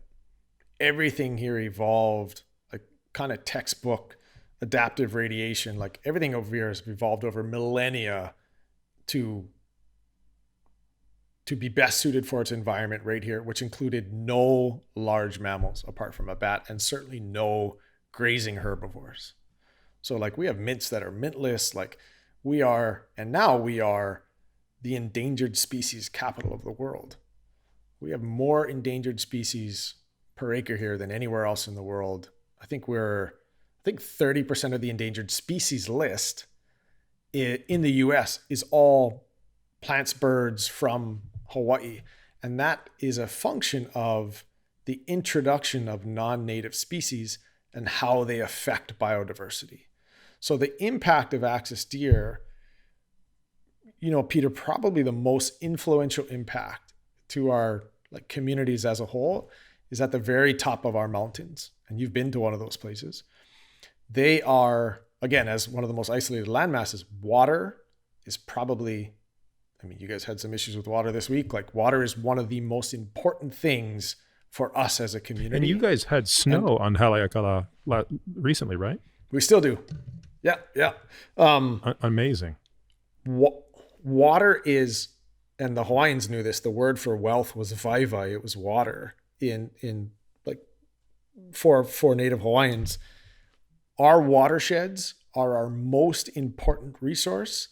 And those watersheds developed, it's almost like in this permaculture fashion where there's these 3 layers, and they've developed to capture all of this fog and rain, and they go directly into our aquifers. Any ungulate, deer included, ungulate being a cloven hoofed animal, so goats, pigs, deer, et cetera, any ungulate in our forest, it might as well be a salad bar. They literally can eat anything. There are no protections. Those plants have developed no protections for themselves. And once those animals affect the efficiency of our water feds, they affect how much water they capture at a significant rate. So their most profound effect is in our mountains and affecting how that ecosystem collects water. And so as we come down the hill, that's when they start interacting with our ranchers and farmers. And like we talked about, they directly compete for feed at a rate of about 7-1. Every 7 deer equates to about 1 cow. But there's a lettuce farmer can lose 10 acres of lettuce overnight when a herd of 1,000 deer come in. Like they'll absolutely decimate. And fencing is optional for deer. Like we've seen deer hop over 6-foot fences like nothing. So this downstream effect of them impacting how we capture water and then them impacting our food systems all the time, they're also degrading the understory. And what happens when we have large rain events is all of the sediment, all of our soil. I mean, if there's anything more valuable than water, it's soil. All of the soil that have taken tens of thousands of years to form on this tiny island, especially like coming from lava rock, all of the soil, all of this incredibly valuable topsoil will run off into our oceans. And it doesn't even stop there. There's like deer scat are extremely high in nitrogen. You kind of mentioned this, like the downstream effect of not only the soil depositing on our reefs, but also the impact of like the nitrogen from like thousands of deer's feces starts to bleach our reefs as well. And I can't say for sure there's a direct link between like that nitrogen and how it affects it. We know that may be the case with soil, but more than anything, thousands of pounds of sediment come down in these events. And when you fly over our islands, I fly every week, you just see these crazy plumes, like miles and miles wide of this red dirt that is just going out and covering the reefs. And well, guess what's important about our reef systems, apart from obviously the incredible ecosystems they support? Food. Like we've lost significant amounts of reef and the fish that then go along with them. So there's this they call it mauka to makai. There's this downstream effect of their impact that is, I mean, I don't think we completely understand the cumulative impact, but we can see it every time these events happen, and we can see it when we're in watersheds, and part of and then so that understanding was obviously what spurred on, the want to better manage them. But along with it is, like we talked about, they're a food resource. So they're not only a food resource, but they're impacting our food security. And so it's this, like when they're imbalanced, it's a double-edged sword in that they're significantly detrimental and they're impacting our food security here as the most isolated landmass on the planet. So it's just the vast majority of their impact is not a net positive for our communities when you're at such imbalance in these populations. And as you're coming into sort of your deeper and deeper understanding of this, you're also continuing to develop with Mike this unbelievable credibility with the community in terms of, like, it just blows my mind what you guys continue to do. So now fast forward to the volcano eruptions. And Oh man. so let's talk a little bit about what happened and what type of a threat that was to livestock, and what, you guys are doing with helicopters. I mean, this is the stuff that's out of movies. And again, I think I'm not asking you to tell this story from the sake of boasting about what you've done, but I think it kind of continues to round out the story of, these are guys who first and foremost are here to protect Hawaii. Yeah. I mean, with Mike as a partner, we just develop a knack to get things done. And like, there was so much problem solving. And as we developed solutions for axis deer, and a couple of years in, we had a large eruption on Kilauea on the Big Island. And we had already developed, it was the first of its kind. It was a live cattle net capture system. You got to imagine a cow is a really big thing. And basically what it was, if I can explain this properly, it was a large metal frame, a circular frame with a triangle net. And it was attached to the tip of the net, so the top of the cone, and it was attached to the frame of the circular structure. And what would happen is, via helicopter, we would put the cone over the animal. We would release the top of the net. The net would fall down. The animal would walk out to the end of the net, and then we would pick up the frame, and it would be sitting in this like perfect cradle. Like a little hammock. So it was a little hammock ride. Well, we had several years ago, we had a very unexpected and very quick moving lava flow. We're talking, it was about 500 yards wide, moving at 50 miles an hour. Oof. And it ended up completely destroying an entire community. Like, it's gone. There are no remnants of it. It just completely wiped the whole community out. And it was this amazing community. It was a significant loss for the community. But in the process, 2 lava flows formed, and they cut off a huge portion of a ranching area, and including homes and a bunch of things in there. And the state needed a solution for, they wanted to find a way for these animals not to die. And me and Mike, of course, said, well, we can do that. And having zero context, well, we can go and do that. And I remember driving out the first morning. So we bring in all of the equipment, like got it in the back of the truck, and we're driving out early in the morning, and it looked like Armageddon. Like, the entire sky in the middle of the night was red and roiling, and like there was so much heat, it was creating its own weather system. It was lightning. Like, it was such an odd experience to be driving towards it, with the idea that we were going to fly around and pick these animals up, flying over these 50-mile-an-hour lava flows.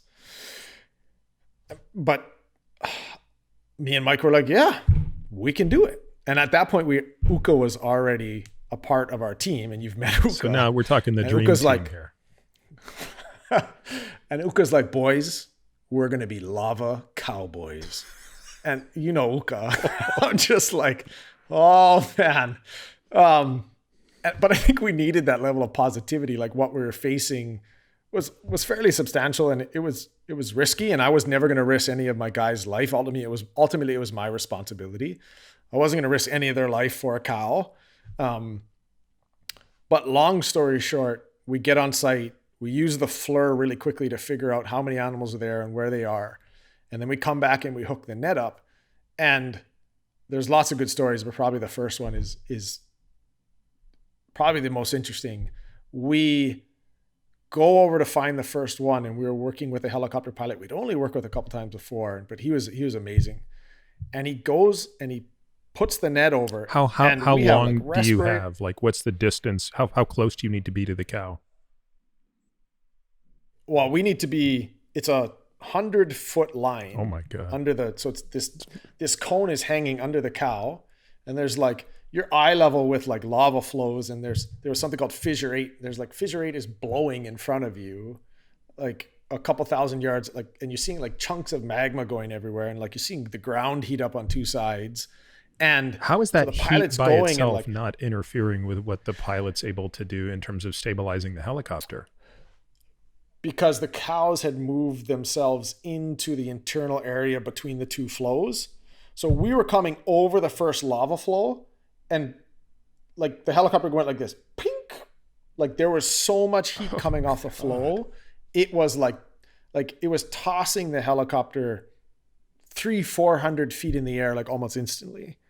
And so we get to the inside, and constantly they're like, "Are you sure we're good?" I'm like, "If you're good, I'm good." And there's GoPro video of all of this.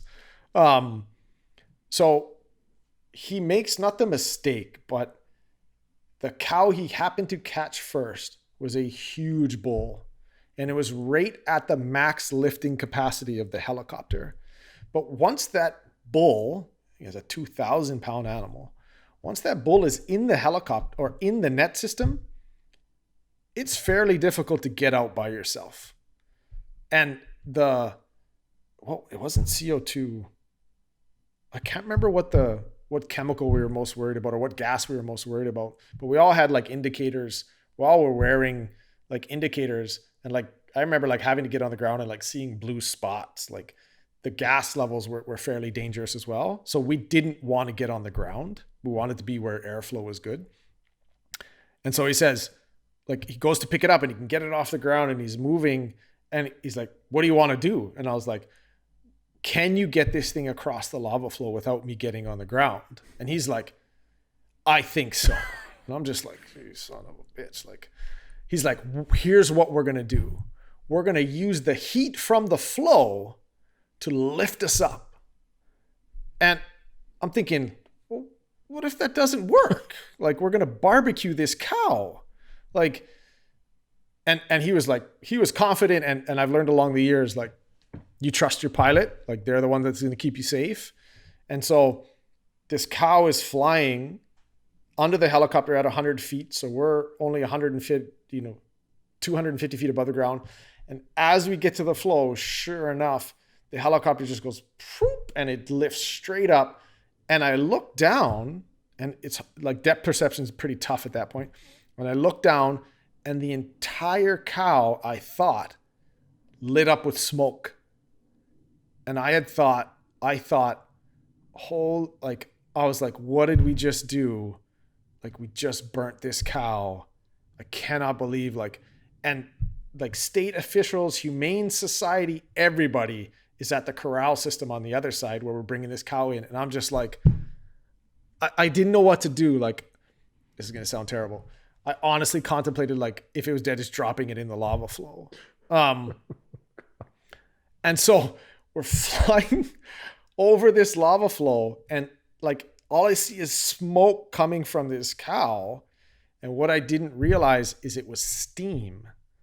I had forgot that it was raining, and the cow had water all over it. And I realized as we got over the flow, all of the steam came off the cow, and the cow was fine. Like, it's just sitting there in its hammock, like, and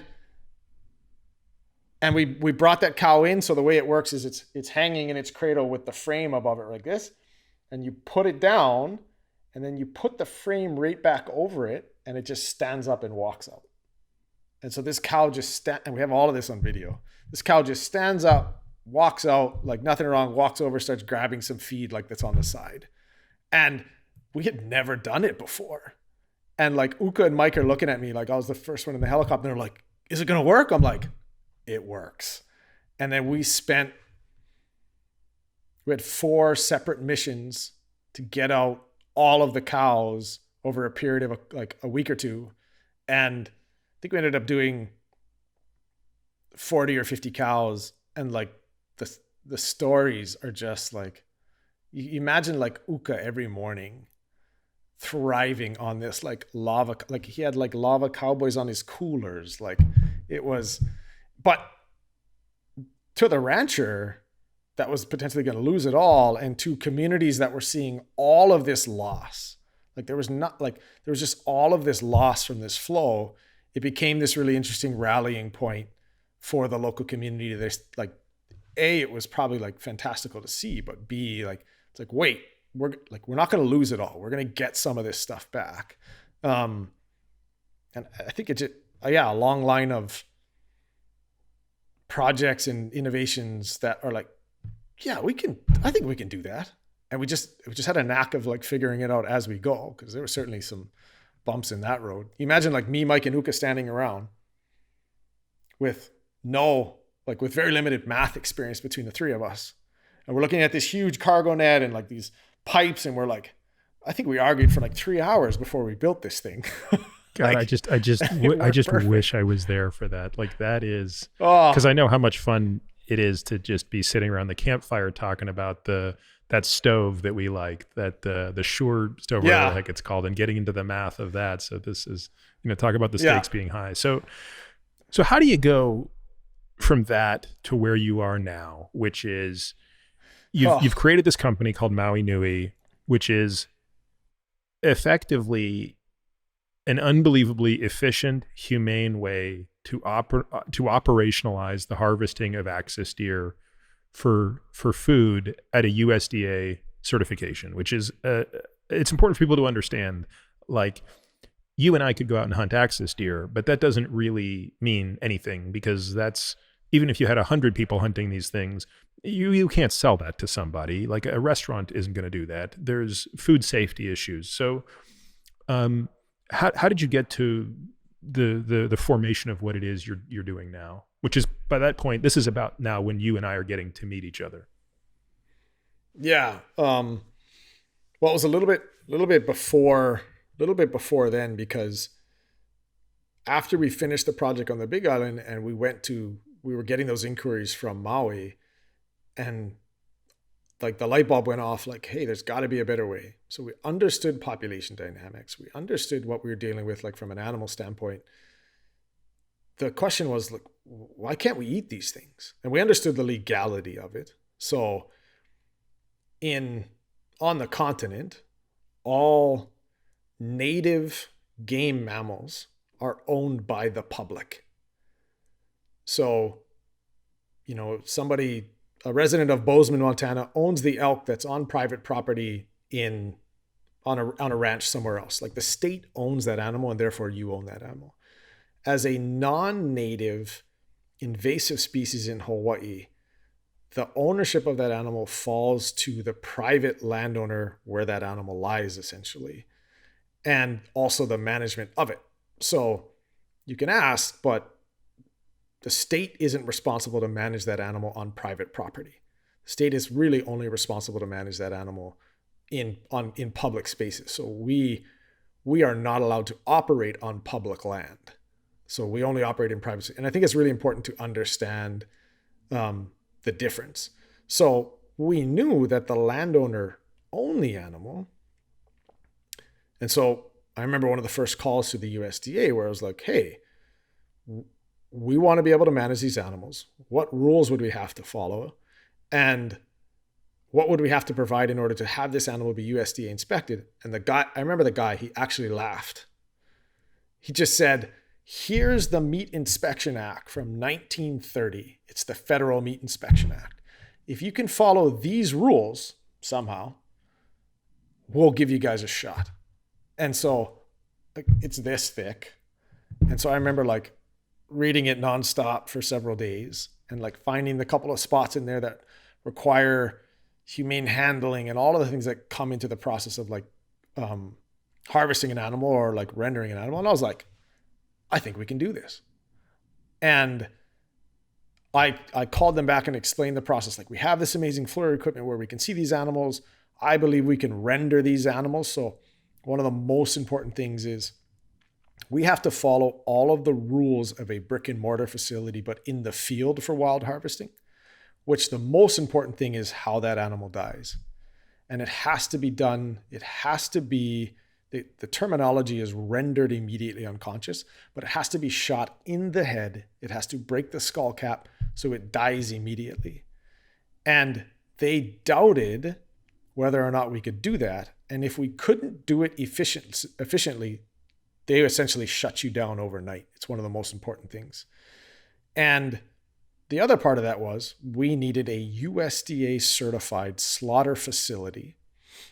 And when I did the math on it all, it wasn't possible to use the current facilities on Maui. So there were two major hiccups to start. It was like, A, can we do this efficiently enough? And B, will my wife let me remortgage my house to buy a slaughter facility, a mobile slaughter facility? And at the beginning, both those answers were no.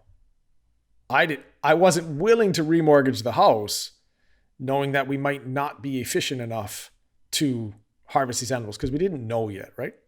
So the way we started that venture, and it wasn't perfect. Everything we do isn't perfect. The way we started the understanding and moving forward to be able to help those ranchers was just through pet food. So we were able to test a lot of these theories, create, it wasn't a lot, but like a super tiny margin for me and Mike to operate and get to understand what that looked like. And then it was only after 6 to 8 months of keeping data every single night on, like I was huge on this, like keeping data every single night on proficiency rates and miles and occurrences. Like it wasn't until I could justify the requirements for the USDA that I called the USDA back and said, I want you guys to come view our process. And if it's approved, I will get the USDA slaughter facility. They came out, they were blown away by our process. So a combination of flurry equipment to view the animal. And again, this is happening all at night. Yeah, let's actually explain to people what this is. And you know, at the outset of this podcast, in the introduction, I explained that we're going to get a little bit graphic here. And I think, you know, this would be one of those moments in time where if you're, you know, if this is a subject matter that's very sensitive, please hit a little bit of forward on the podcast. But unfortunately, you know, I think if you choose to eat meat, which most of us do, I think you need to be familiar with what that entails. And I always feel that it's wrong to consume meat without having some sense of what's involved. And if you go to a grocery store and you buy a piece of steak, you can't just assume that piece of steak, you know, just showed up there without a lot of work. And I think when you contrast how that piece of steak showed up there or how that chicken breast showed up there with the work that you guys are doing in the field, you get a real sense of what the difference is and why a USDA inspector can show up and say, which I know he has said, I've never seen anything like this ever in the history of the USDA. So, so what was your strategy? So how is it that you can most humanely hunt an animal? Okay.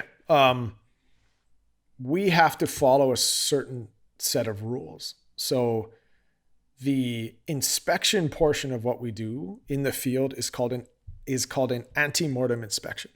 And in that inspection process, the inspector has to be able to view that animal is healthy.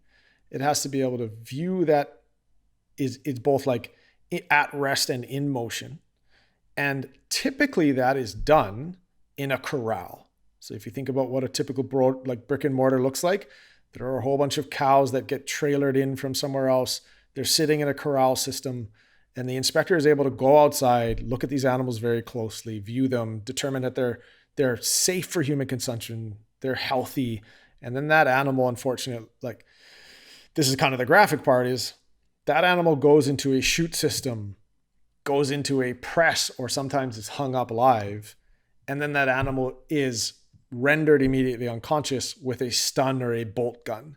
And that looks like, in most cases, and I know people are trying to get better at this, but that looks like in most cases, an animal that is stressed and unhealthy to be, like it's in this press and it's moving around, and that animal and an employee has to then render that animal immediately unconscious. We had to follow those rules. Our process for that same ante-mortem inspection is we don't pen our animals. We don't bait our animals.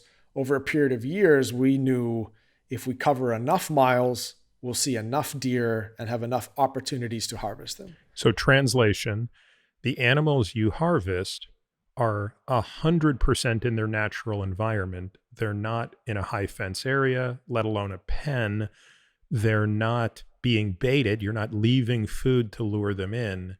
They're literally just out in the evening roaming about. Yes. And I think this is probably one of the favorite parts about what we do is, and it's similar to hunting, we're driving around looking for animals.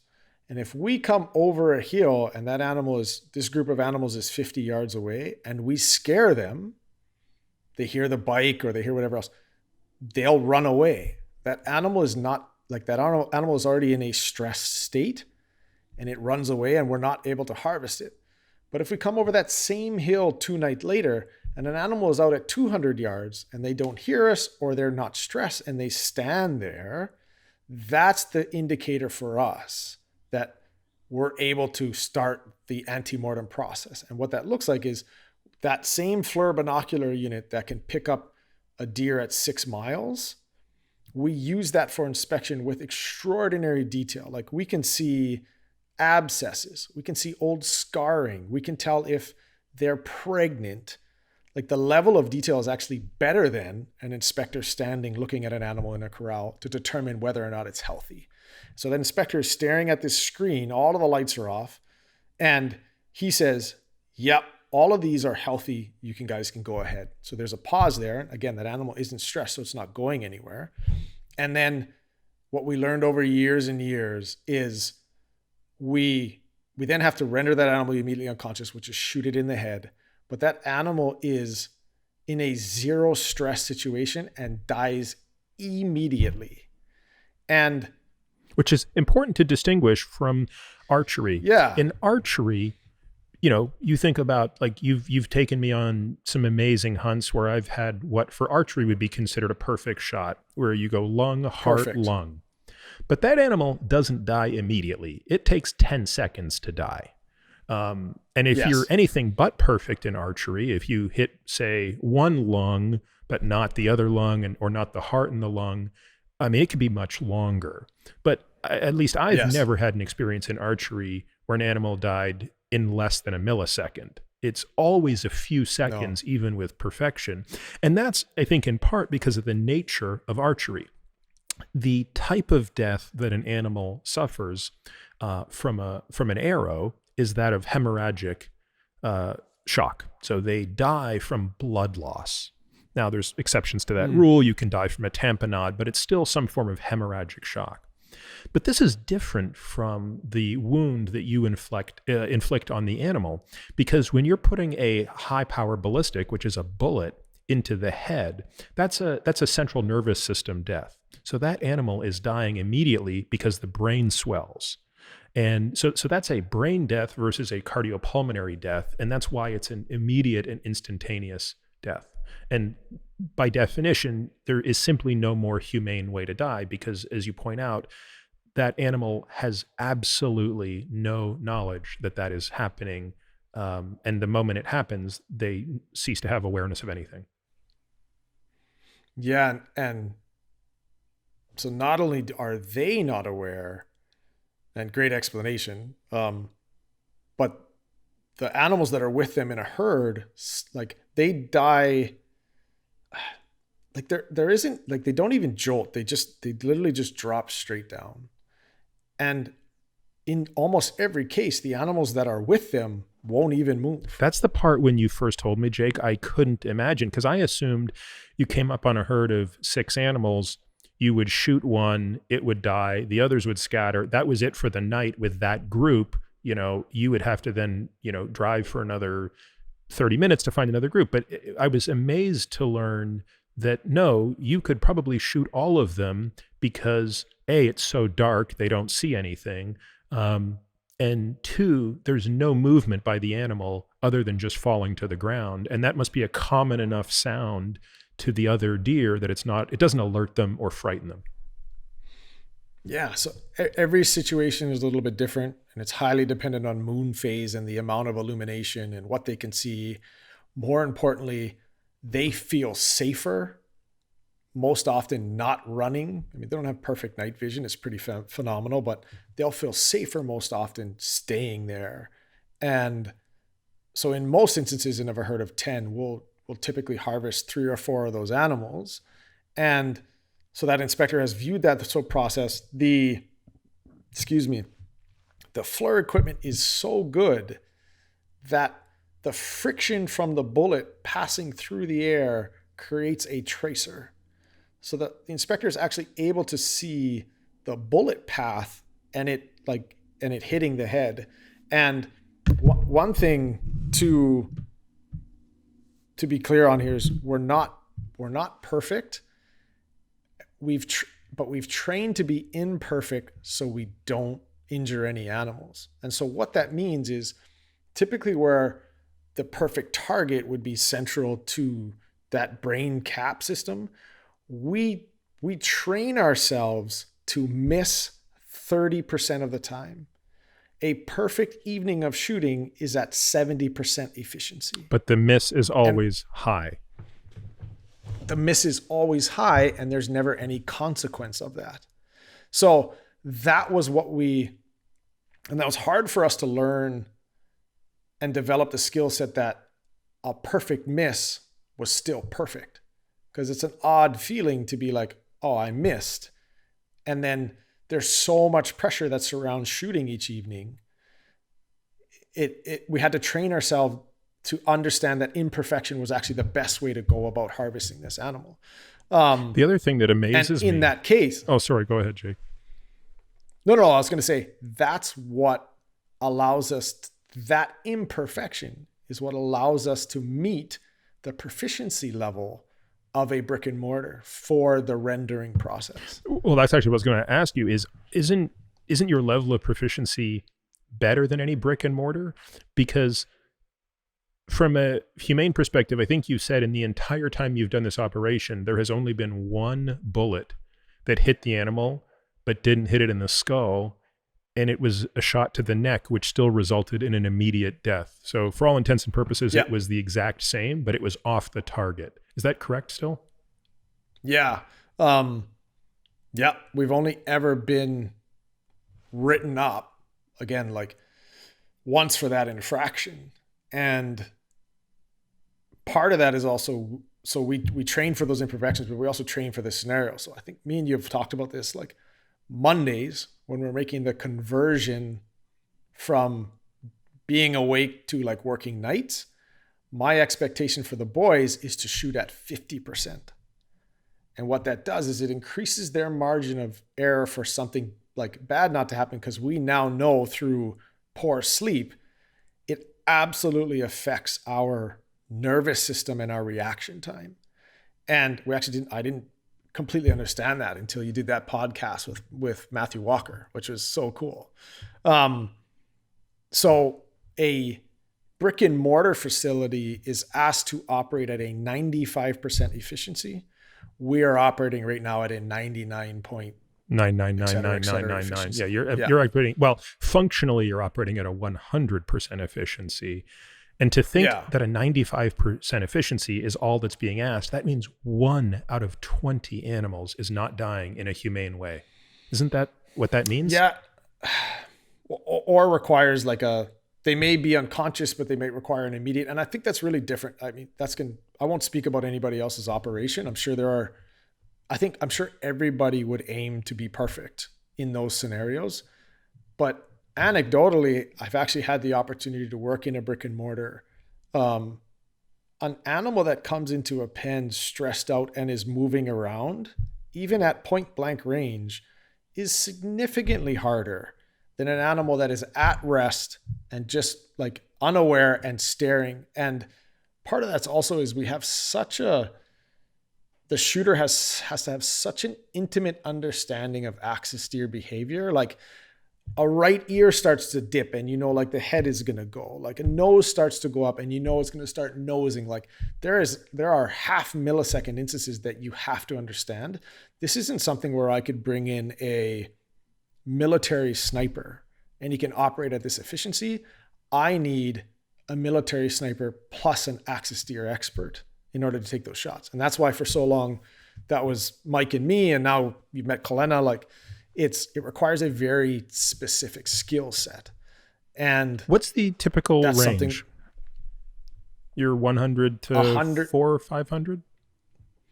Yeah, 100 to now it's about 200 max. Oh, And so what we're which learning, is very close with you're using a 308. 308, yeah. And it's not because we're not effective past that range. We're only given a 3-hour window to harvest at night. What we've learned in collecting data is we carry almost every single one of these deer on our backs. And it's an awesome way for the guys to connect with each animal as we're doing the process. But it's also very technical in that we don't want any bruising. We go to all of this effort. Like we don't want to like affect carcass quality after all of that work. And so you're carrying, I mean, like that last buck that you shot, you saw me do it, that process. You're carrying a 200-pound animal on your back over extremely varying terrain. And the record should show about that's why you had to carry my buck, because I couldn't carry this 200-pound buck for that first part of the terrain. It just speaks to how pathetic I am. Yeah, no. But, I mean, we've developed like the perfect way to pick up a deer. Like it took us hundreds, if not thousands of animals to figure that out. And so back to my point of range, at 200 yards with a 200-pound animal, you're getting back to the bike or truck exhausted. And so what we learned was we could actually harvest more deer in a given night, skipping the animals that we're seeing out past 200 yards, assuming, and we knew this through data collected, we are going to see more animals at closer yardage. So we have like all of these parameters in place, these harvesting systems in place that allow us to be in a situation where in starting and evening, we really don't know where any animals are. Like we talked about, we're not baiting them, and we have this very stringent process with the USDA. We've had to collect crazy amounts of data to be able to like do so efficiently on a nightly basis. And even then it'll vary. I mean, the USDA just continues to be amazed by your process because you're basically self-imposing things that no one else really would think to do.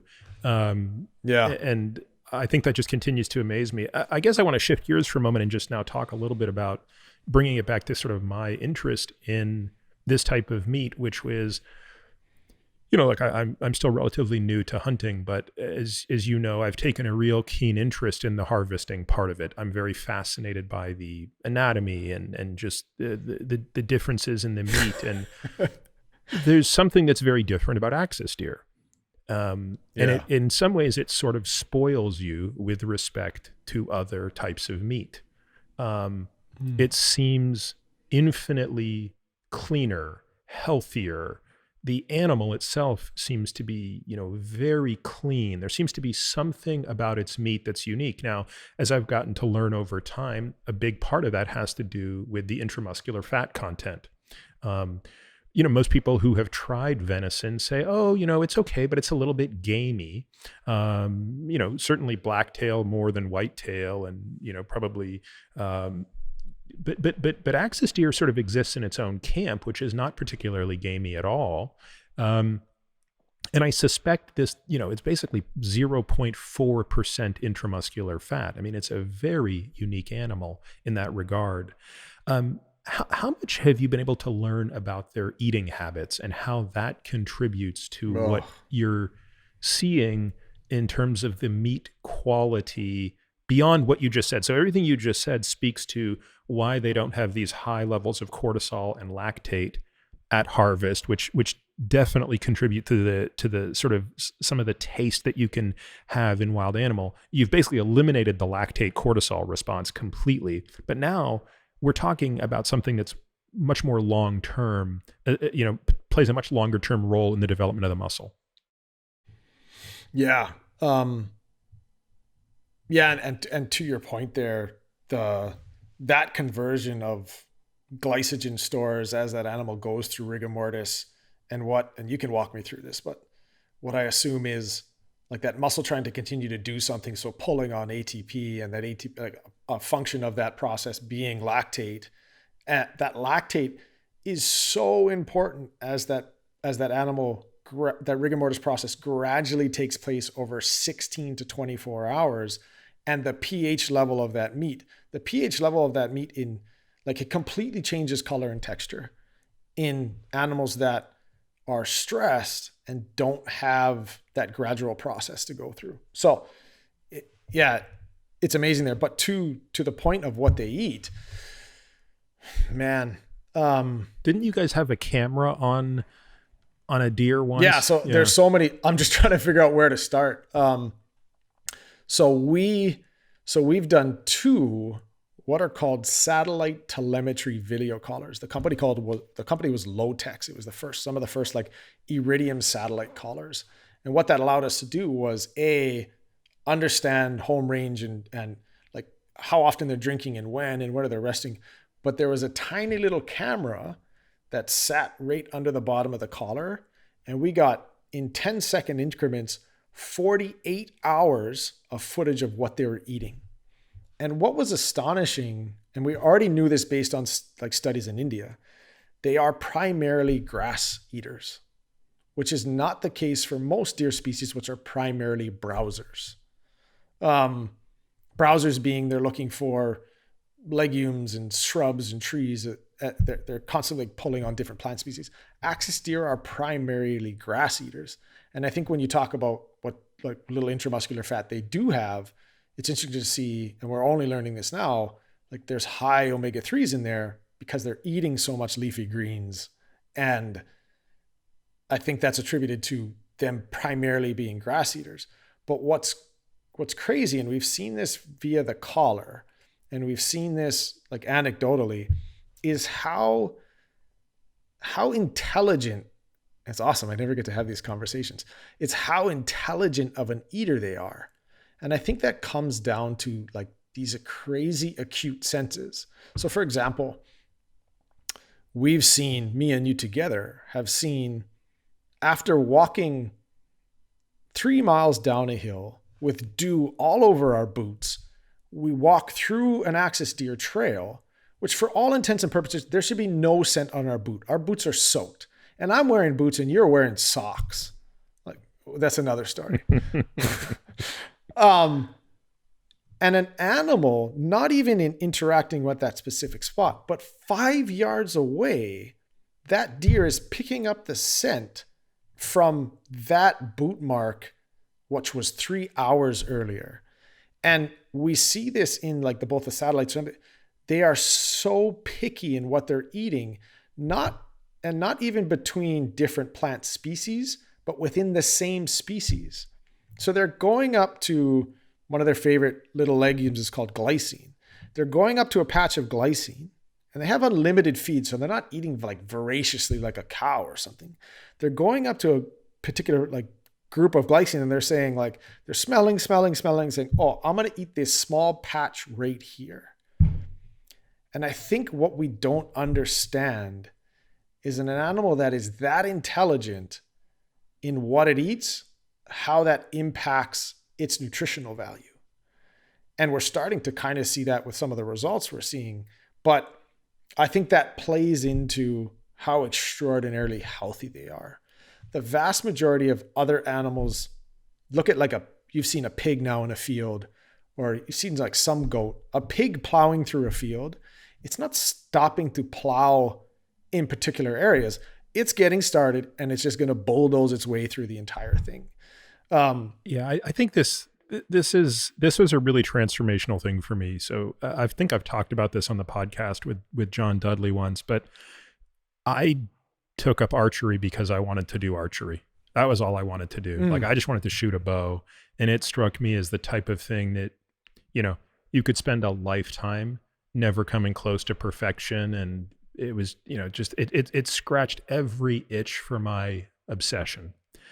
It was only 2 years after I took up archery and all I was doing was plowing target after target after target after target that I, got invited on a hunting trip, which I'd been invited many times prior to, and was like, why would I go waste 4 days to go and take 2 shots when I can take 150 shots a day in my backyard? Didn't seem like a good idea. But I got talked into it, and JR, as you know, close friend of mine, was like, no, this would be good for you, so let's do it. So we go and we do this thing. And as you know, it just sort of changed everything for me in many ways. But among them is it really changed how I thought about food, because I got to see on that one first hunting trip, I'm shooting pigs, goats, sheep, axis deer. I mean, I got to see everything from the lowest to the highest and eat it all and realize it's hard to be healthier than the animal you're eating. And it's hard for the animal to be healthier than what it's eating. Like, this is not an accidental process. And it's never been the same since. And I was talking about this with my wife the other day. My appetite for store-bought meat has never been the same since that trip. And I think that's true for a lot of people that experience really good wild game, be it axis deer or elk, which would be, for me personally, my two favorite. I think axis deer and elk live in a different category from every other type of wild game. But like even chickens, right? Like we had chickens back in San Diego. They couldn't have lived a better existence. I mean, the amount of space that they had, the amount of care we took of them. They're eating some organic, ridiculously expensive, overpriced feed, plus our leftover fruits and vegetables. Like, they're living large. They're making us these beautiful eggs. I had zero desire to eat one of them because they lived in filth. I mean, all they did was eat their poop all day, right? It just didn't appeal to me. Even going to the store and having a steak, it's like, yeah, it's not that I don't eat those things anymore, but like the idea of my appetite for the 32-ounce ribeye has pivoted a little more towards the 8-ounce filet. Whereas if I can eat elk and if I can eat axis deer, that to me is far better. And I think part of it is the taste acquires once you kind of start to understand what's going into it. But I also think a part of it is just you can't disconnect from what the process was like to produce that food that winds up on your table.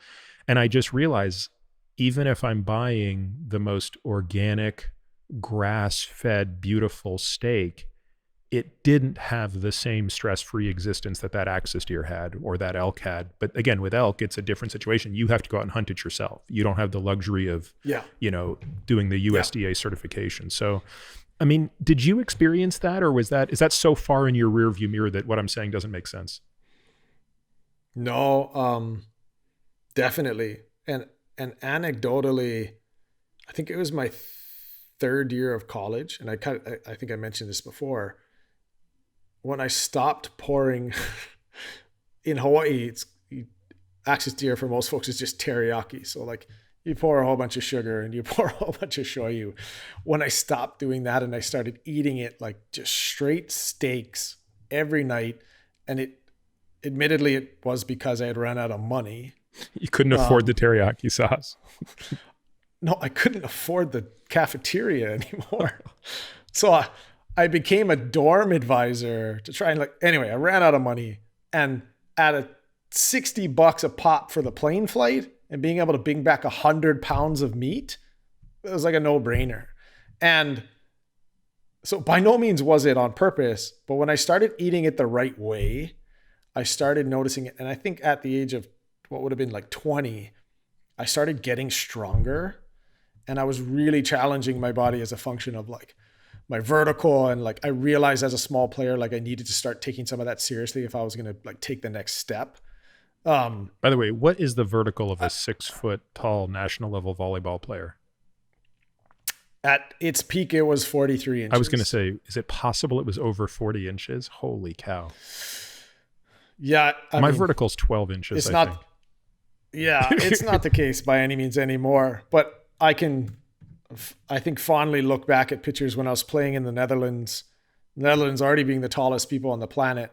I had two players beside me that were 6'11" and 7 feet, and have these really cool pictures of blocking. So you're jumping up and putting your hands over the net, and our hands are at the same height and our heads kind of match.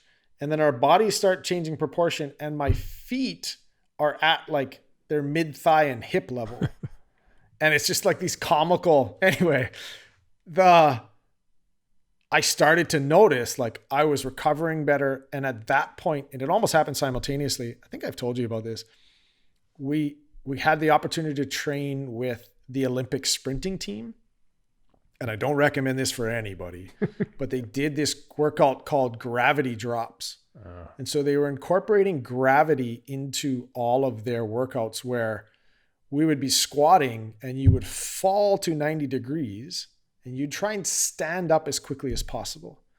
And never in my life have I felt like every day I was sore. And at that point, it was hard to make like these physical gains.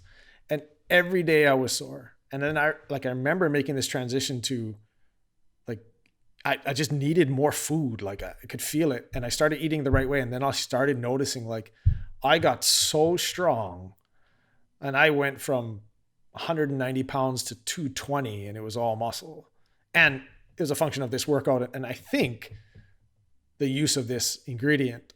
Well, that's interesting, because very recently, like meaning in the last 4 or 5 months, you sent me the nutritional information from the company that has been looking at the bone broth. Because, one of the things that you've done with this company that I think is so amazing is you've taken this notion of nose to tail to a whole new level, right? So it's like, okay, there's a 200-pound axis deer that yields what? How many pounds of meat for the human?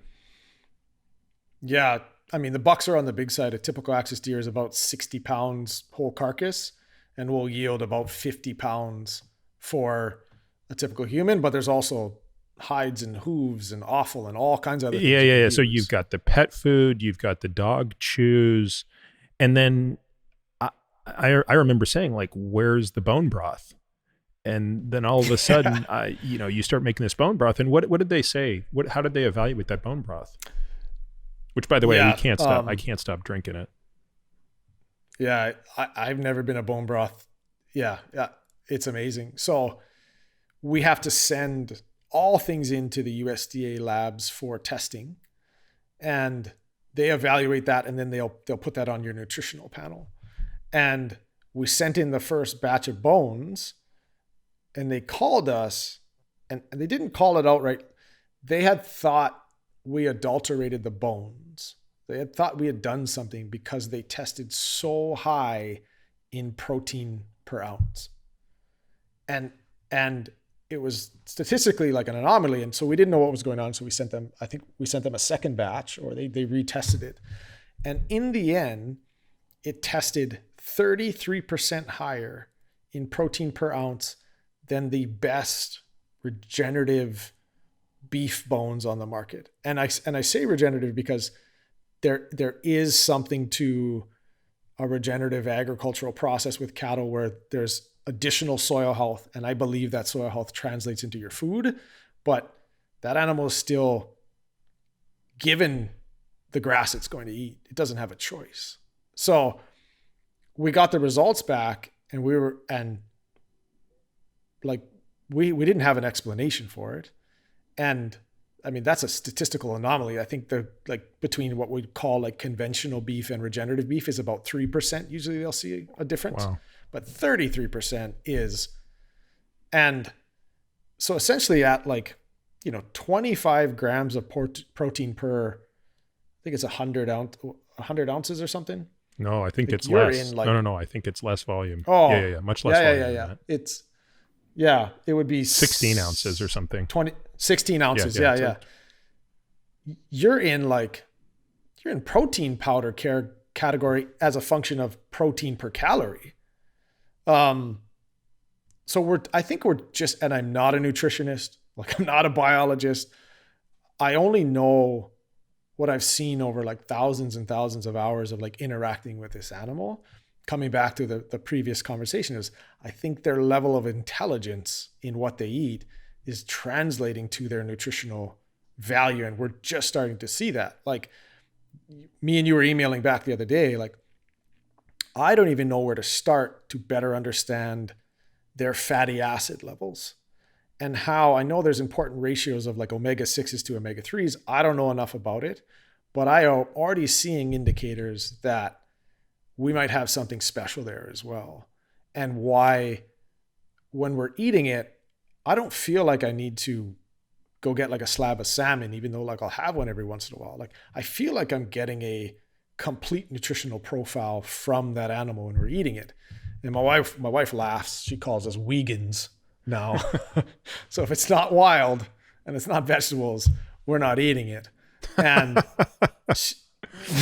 So That's actually funny because I'll tell you one of the great joys I have is introducing people to this, and people fit into different it's the categories, best. right? So you've got just your friends who are over for dinner and they'll eat anything and whatever, and then that's great. And in that category, it's usually, hey, we're having venison, and they're like, oh, I don't know, I don't love that. It's a little gamey, and I'm like, that's cool. Just tell me what you think, and then they're always like, no, that's totally different than anything I've ever had. But truthfully, one of the more enjoyable experiences that I had was during our quarantine when, our nanny was staying with us. This is at the early part of the quarantine when for 2 months, we all just sort of hunkered down. And, our nanny is a vegan. And so, luckily we've got an infinite supply of vegetables and, non animal matter and stuff like that. But we would, sort of, she'd have her dinner, we'd have ours. And we were, at the time, I had 500 pounds of axis deer in our freezer. So we were basically eating this every single day. Because we had just come back from that huge trip in December. And so, but eventually she was like, she wanted to try it. Because we would talk about it over dinner. We would have this type of a discussion. And I think for totally understandable reasons, her opposition to eating meat was, look, she had some health concerns, but she also had, great concerns over how the animals are treated. And so, night after night, she's sort of asking questions about this and asking questions about this. And then she's like, look, I can I try some? Of course. And needless to say, she loved it. She had these 2 awesome dogs that stayed with us. And it was like, hands down, like it was crack to the dogs. So I became like the dog's best friends because I'm giving them like venison treats every night. But to me, that was like, it was a very special experience, right? It was like, look, everybody's, I respect whatever choice a person makes with respect to what they want to eat and don't want to eat and what the reasons are. But it's also important to understand not all meat is created equal. And I think this is just sort of an example of that. I think we share that experience in, like, I had seen that in the past, like personally, and people like, and it really took them like listening and understanding. And I think they recognized the crazy lengths we go to make the process like technically humane, but like we love these animals. Like the relationship with them started in this place where there was nothing but respect for them. We didn't understand the negative portions of that relationship to our ecosystems and ecology. And that's still very much the case for me. It's a continual drive to like, how do we better manage this animal for it's a net positive? But now with Maui Nui, we're seeing these testimonials coming in. And most times it's like them writing to us individually, like via the website, or I get a phone call and they're just like, it's been 20 years. And I decided to have meat after watching your video or after hearing you like talk here. And I mean, that's not to my credit. Like I've had amazing people help us along the way, but I think, and they'll mention like, oh, I watched Cowspiracy. Something along the way told them it was no longer okay to eat meat. And it's been such an amazing experience for them to see our process. And I think the intent in what we're trying to do and be like, wait, this is an opportunity to eat meat again. And I completely respect, like, everybody's body is different. And you know this better than anybody. And maybe like being a vegan works in most instances, but I think for the vast majority of the people, it's important they get this protein, right? And again, you would know better than me, but it's been such an awesome experience that like have somebody come to you with that level of trust and be like, I'm going to introduce this into my life again after 20 years. And you be like, wow, like, thank you so much. Like, we're so glad we can like do that for you and help bring that into your home. And that's the big part of this is our mission is to balance populations. Our mission isn't to get rid of these animals. Like we find them is an incredible resource for our communities when balanced. And the only way we do that is people need to eat them. So what does balance look like, Jake? Lanai is in balance at about 20,000 animals. Molokai, you said it's about 60,000. It's out of balance right now, it seems. That seems to be past capacity. Because my recollection Yeah. from talking with you and Mikey and others is there's basically axis deer dying on the side of the roads in Molokai. So it's past that capacity. And then Yeah. Maui, I think you said was 60 on the way to 210. Was that right? Yeah. So Yeah. what does sustainability look like? So it's a super nuanced subject because we don't have the capacity to manage deer on all lands. So like we talked about, it's illegal for us to operate on public land. And honestly, I support that. We don't ever want to affect resource availability for a subsistence hunter. And anecdotally, we see on public lands on Maui, it's pretty hard to find a deer. I think there's a scenario where subsistent hunters play a huge role in what balance look like. But we also don't dictate balance on a private landowner's property either. They own that animal. What we're able to do is say, here's how many animals you have. We understand what they're doing as a liability, as a function of dry feed or watersheds or fencing or like our roadways. Oh, what a mess. We say, this is how many animals you have. How many do you want? And then they say to us, well, let's try and bring this from 6,000 to 2,000 and see what it looks like. And because we're able to manage them with such precision via these aerial surveys, we're able to toggle that balance based on, like, we're going through a pronounced drought right now. We're bringing down numbers in the areas we're working in. But one of my favorite things we talk about, like, apart from like this vegan conversation, one of my absolute favorite things is we walk into a meeting with a rancher that is calling an animal a spotted rat, and it only presents liability to them, right? Like, of course, their cowboys enjoy harvesting. Like, there's of course value in them as something being able to hunt. By the time we leave that room, that animal has value because our harvesting process, we pay, it's not a lot, but we pay them a small amount per pound for that animal so that they find value in that animal. And we didn't have to do that. In other words, it's more valuable for them to let you harvest it humanely than for them to just, shoot it and leave it sitting there. Exactly. So at balance, in varying this balance each year with rainfall and ingress and all of the different things that happen, at balance, the rancher is happy because, more importantly, he has optimal soil health and no runoff, and he's not losing feed, but he's also making he's seeing a small amount of additional value from this animal. And that combination, when we talk about like what balance looks like on a large scale, we have several ranchers that are saying, like, come help us. We're not there yet. We need to grow. So we need to like grow our harvesting capacity, and we have the system to do that now. But B, we need more people to eat these animals with us and bring them into their homes. And in that scenario, we'll be able to achieve balance by both growing and then working with all these private landowners. And each one, that's the best part. Each one's going to make their own choice. That's not up to me to decide what balance looks like for that family or individual or board or whatever it is. That's up to the private landowner. What we do know is if we're able to grow large enough and we are able to operate on most of the private lands, between all of them, we can find a population level that is also best suited for our community. Because, Molokai is a great example. Maui as well right now too, but the lights, like, sun goes down, everybody on that place is doing 10 miles an hour. There are so many deer on the road.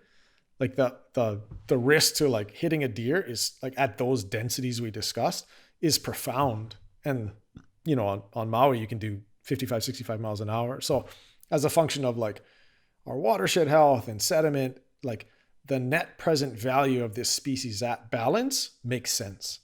It doesn't make sense to eradicate them. We talked about food security. I understand this is like a hard conversation too, because we're also the endangered species capital of the world. So there's a very real conversation. If I was a conservationist, I would say, get rid of all of these invasive species and let's work to bring back or rehabilitate the endangered species in these same spaces. Is it even technically feasible, Jake? If the Hawaiian government decided tomorrow we don't want a single axis deer here by 2030, could that be done technically? No way. They're too smart. I mean, we were able to accomplish that because they were in such low numbers on the Big Island. I don't believe there's a way to do that. So there's no choice but to find balance. And balance looks like I support the idea that there shouldn't be deer in our watersheds. There's nothing more value as an isolated landmass and a community trying to be self-sufficient, especially through COVID. Like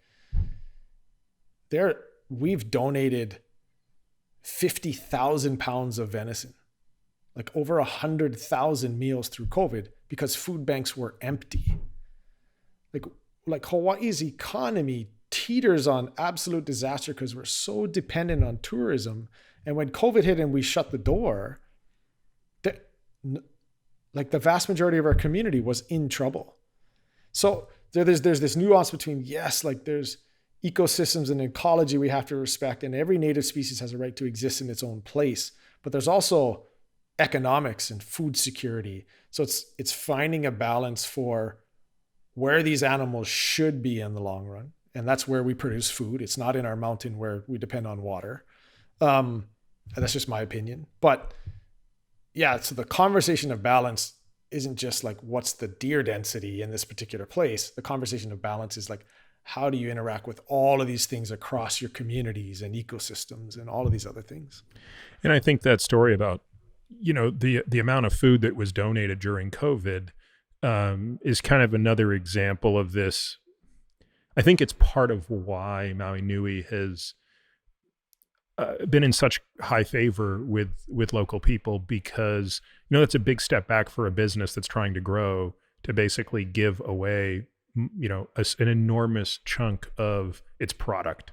It's one thing if you're Nike and you're 50 years into your existence and you're going to give away 5% of your shoes for free or something. This is totally different. But at the same time, it was sort of a no-brainer.